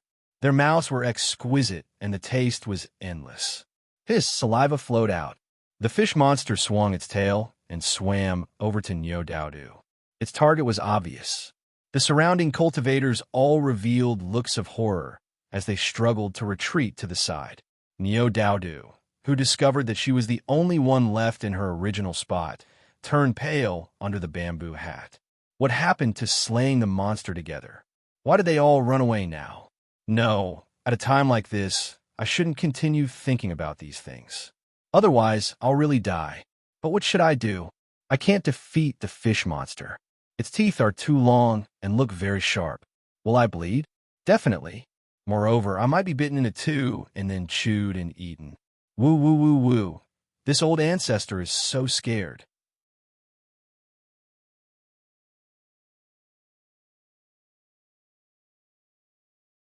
Chapter 1671. Just as the fish demon was about to eat its fill, the savage bloodthirst in its eyes suddenly froze. It widened its eyes and looked at the figure that had appeared out of thin air behind Niu Daodu. An uneasy feeling rose in its heart. Now that the water region was covered by its divine ability, it was like a domain. That was why the people in front of it had nowhere to run. But this person was actually able to directly barge in. More importantly, during the entire process, as the owner of the domain, it actually didn't sense anything. This was a little scary. Don't come over. My old ancestor is very powerful. He can strangle you to death with one hand. If you dare to touch me, my old ancestor will definitely not let you off. Old ancestor, save me, save me. Niu Daodu suddenly screamed, her voice harsh and shrill, causing Qinyu to jump up in fright. As for the fish monster, it shivered and nearly turned to flee. Then, she found that she was still full of energy and didn't show any sign of injury. She thought, is this fish monster really scared? But I didn't say it out loud. The name of the old ancestor was really timid. Niu Daodu opened one eye and then the other. She sensed something strange and turned to look at Qinyu behind her. It's you. Her eyes widened slightly. Her first reaction was gratification. I told you that I had good foresight. The person I saved couldn't be the kind of person they were talking about. As expected, he followed me in secret and came to save me. But then, he became worried and said anxiously, Run, run. Today is a trap. This fish demon is too powerful. Even if you come, you will only be sending yourself to your death.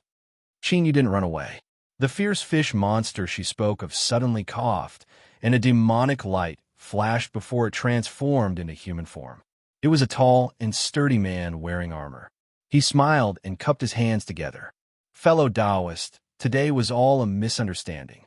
Since this miss is your friend, I will release the spell and send you away.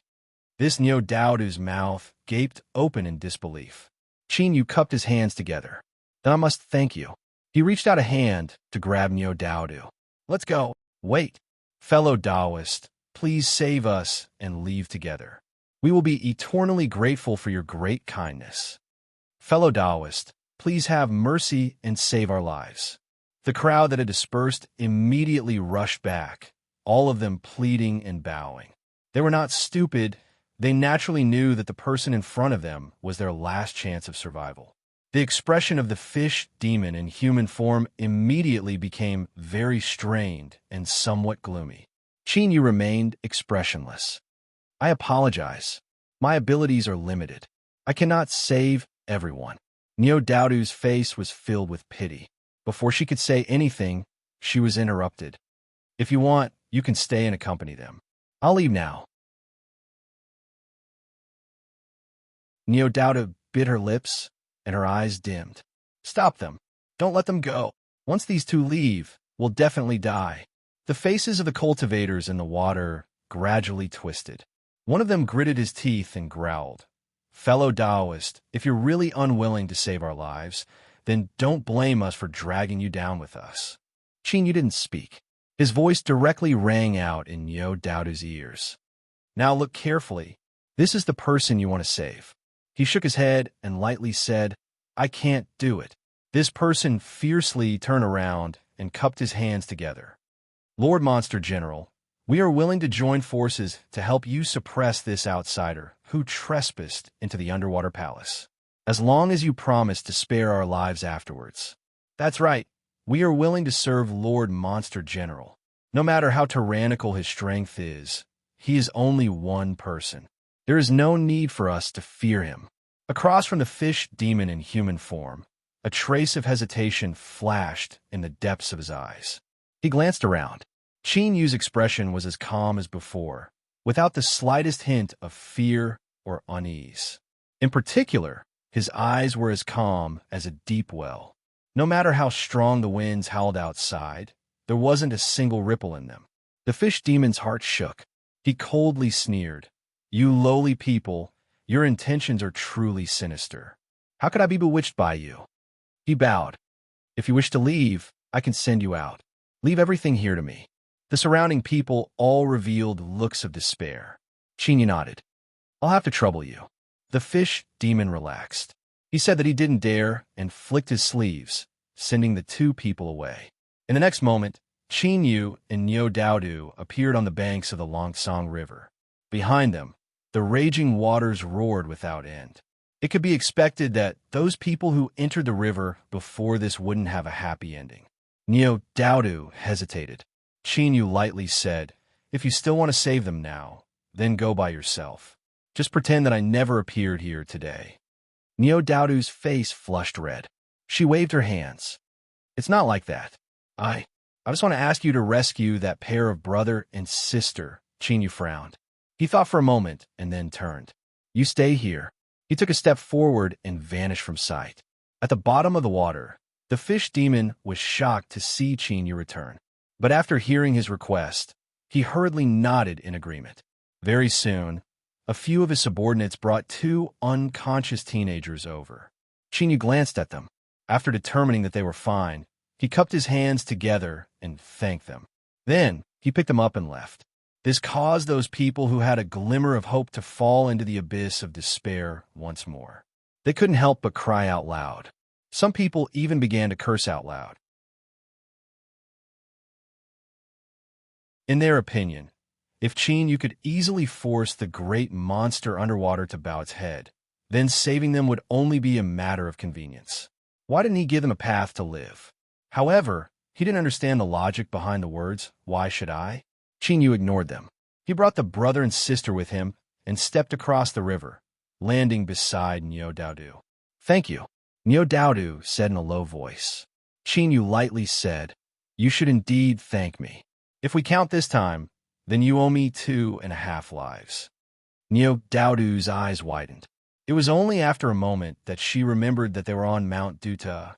Her face flushed red and her heart filled with shame. So it turned out that the beautiful young warrior who had fought against evil was the one who had truly been saved. This was far too shameful, but the slightly more serious little girl braced herself and said, "Why do you still have half a life?" Qin Yu looked at her. "Before, did you really think that you scared away the great monster underwater and allowed us to safely cross the river?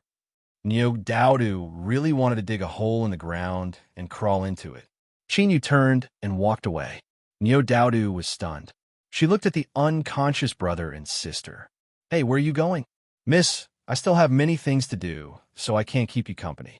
So, if you want to continue being a good person in the future, please think about what happened today. They're the ones you wanted to save, so I ask you to make your own arrangements. Farewell. His figure flickered, and he vanished from sight. Neo Dowdu was disappointed and disappointed. She lowered her head and twisted her fingers. I still don't know what your name is. Luckily, after experiencing today's great ups and downs, she quickly woke up. It was dangerous for her to continue staying on the riverbank. That person had already left. If the great monster underwater changed its mind, then wouldn't they be in a miserable state? Thinking of this, she took out a paper boat. She blew on it, causing it to grow in the wind. In the blink of an eye, it turned into a beautiful boat that shined with a brilliant light. Neo Dowdu first sent the brother and sister on board. Then, she flew onto the boat and it soared into the skies, vanishing without a trace. Yang Fanzhan saw Qin Yu standing on the side of the road and quickly stopped the carriage. He wasn't curious at all as to why Qin Yu had appeared in front of them, nor did he ask anything. He opened the carriage door and respectfully invited Qin Yu in. After waiting for several breaths of time without any further instructions, he continued on his way. Within the carriage, little Meaty's lips curled up in a smile. A thoughtful look appeared in her eyes. Sir Qin, I really didn't expect you to play hard to get. What about it? Did you already practice it many times before I knew it? Hee hee, you really can't judge a book by its cover. Qin Yu rubbed his eyebrows, ignoring her nonsense. That little girl, just who is she? Is she worth you going against your heart and asking me to help her? Little Meaty said, she's a little girl with a great background. In the future, she might be able to help us. In particular, you, Sir Qin, saved 2.5 lives of hers. When she said this, the corners of her mouth slightly curled up, revealing a trace of a strange expression. Qin Yu raised an eyebrow. Am I wrong? Little Meaty's smile became even stranger. Yes, Sir Qin's words are absolutely correct.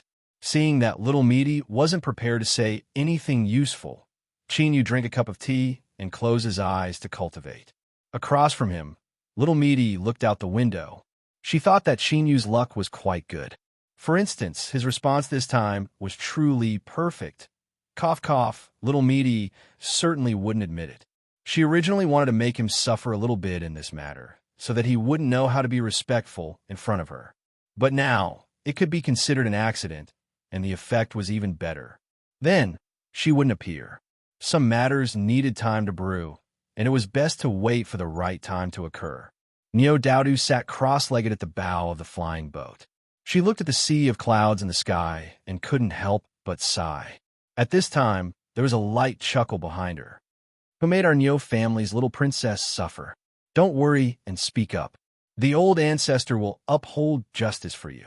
Neo Dowdu fiercely turned around. The figure that appeared behind her had a look of pleasant surprise on her face. Old ancestor. She stood up and hugged the old man, crying out loud. The old man who was hugged by her was originally smiling, but now he was truly distressed. He quickly wiped away her tears and said, Don't cry, my little ancestor. The old ancestor will go back now and catch that little thing. I will cut him into 8 pieces for you to braise, steam, and fry. I will definitely let you vent your anger. The crying immediately stopped. The Neo family's old ancestor cursed inwardly. In his anxiety, he had a slip of the tongue. Neo Dowdu looked up, her eyes red. She sobbed twice, clenched her teeth, and dragged out her voice. Old ancestor. Cough. You child, how can you not know what's good for you? Didn't you leave home because you wanted to experience a little more? I am doing this for your own good. Otherwise, with the old ancestor accompanying you, how will you be able to wander the martial world? Old ancestor Neo's face was stern and dignified. Neo Dowdu didn't fall for this. She had never fallen for this since she was young. With a humph, she let go of him and turned to sit on the side of the boat. Old ancestor Neo had originally thought that he could at least hold on for a little longer, but in the next moment his plan failed. With a cry, he called out little ancestor and ran to the bow of the boat to apologize. The old ancestor was wrong. The old ancestor was wrong, all right? You can't cry anymore. My heart is about to shatter into pieces. The old ancestor will guarantee you no. The old ancestor swears that if there are any problems in the future, I will definitely come out at the first instant to protect my family's little ancestor. I won't let you suffer any grievances, all right? Neo Daudu lifted a hand to wipe her face. Old ancestor, I am sorry. I know that I was being willful, and this isn't your fault. But he said that he saved 2.5 lives of mine. How long has it been? So it turns out that I can die so easily. She tilted her head. In the past, I was able to turn calamities into blessings every time. Did the old ancestor secretly help me? Tell me the truth. Old ancestor Neo lightly coughed. Well, you're still young, so the old ancestor naturally has to help you lest you be bullied by others. Neo Daudu's tears fell down. Old ancestor Neo felt as if a knife were slicing through his heart. He couldn't help but vent his anger on Chinyu. He thought that this brat was quite pleasing to the eye before, so he considered making him the 148th candidate to be his family's little ancestor's husband. But now, you brat, you no longer have a chance. Let me tell you, you don't even have a chance. If the old ancestor were to encounter you again, he would definitely make you suffer. Why did you have to randomly speak the truth for no reason? Neo Daudu cried for a while. Then, she wiped away her tears. Old ancestor, I now understand that although there's nothing wrong with being a good person, I still need to open my eyes wide and see the good and the bad of others. I need to become extremely intelligent, and I also need to have a formidable cultivation. Even now, I still want to be a good person. So, old ancestor, you must teach me how to become smarter and stronger. At this moment, old ancestor Neo's anger and dissatisfaction towards Chinyu were instantly tossed far beyond the highest heavens. My family's precious baby, the true little ancestor's milk cow Daudu, has finally come to her senses.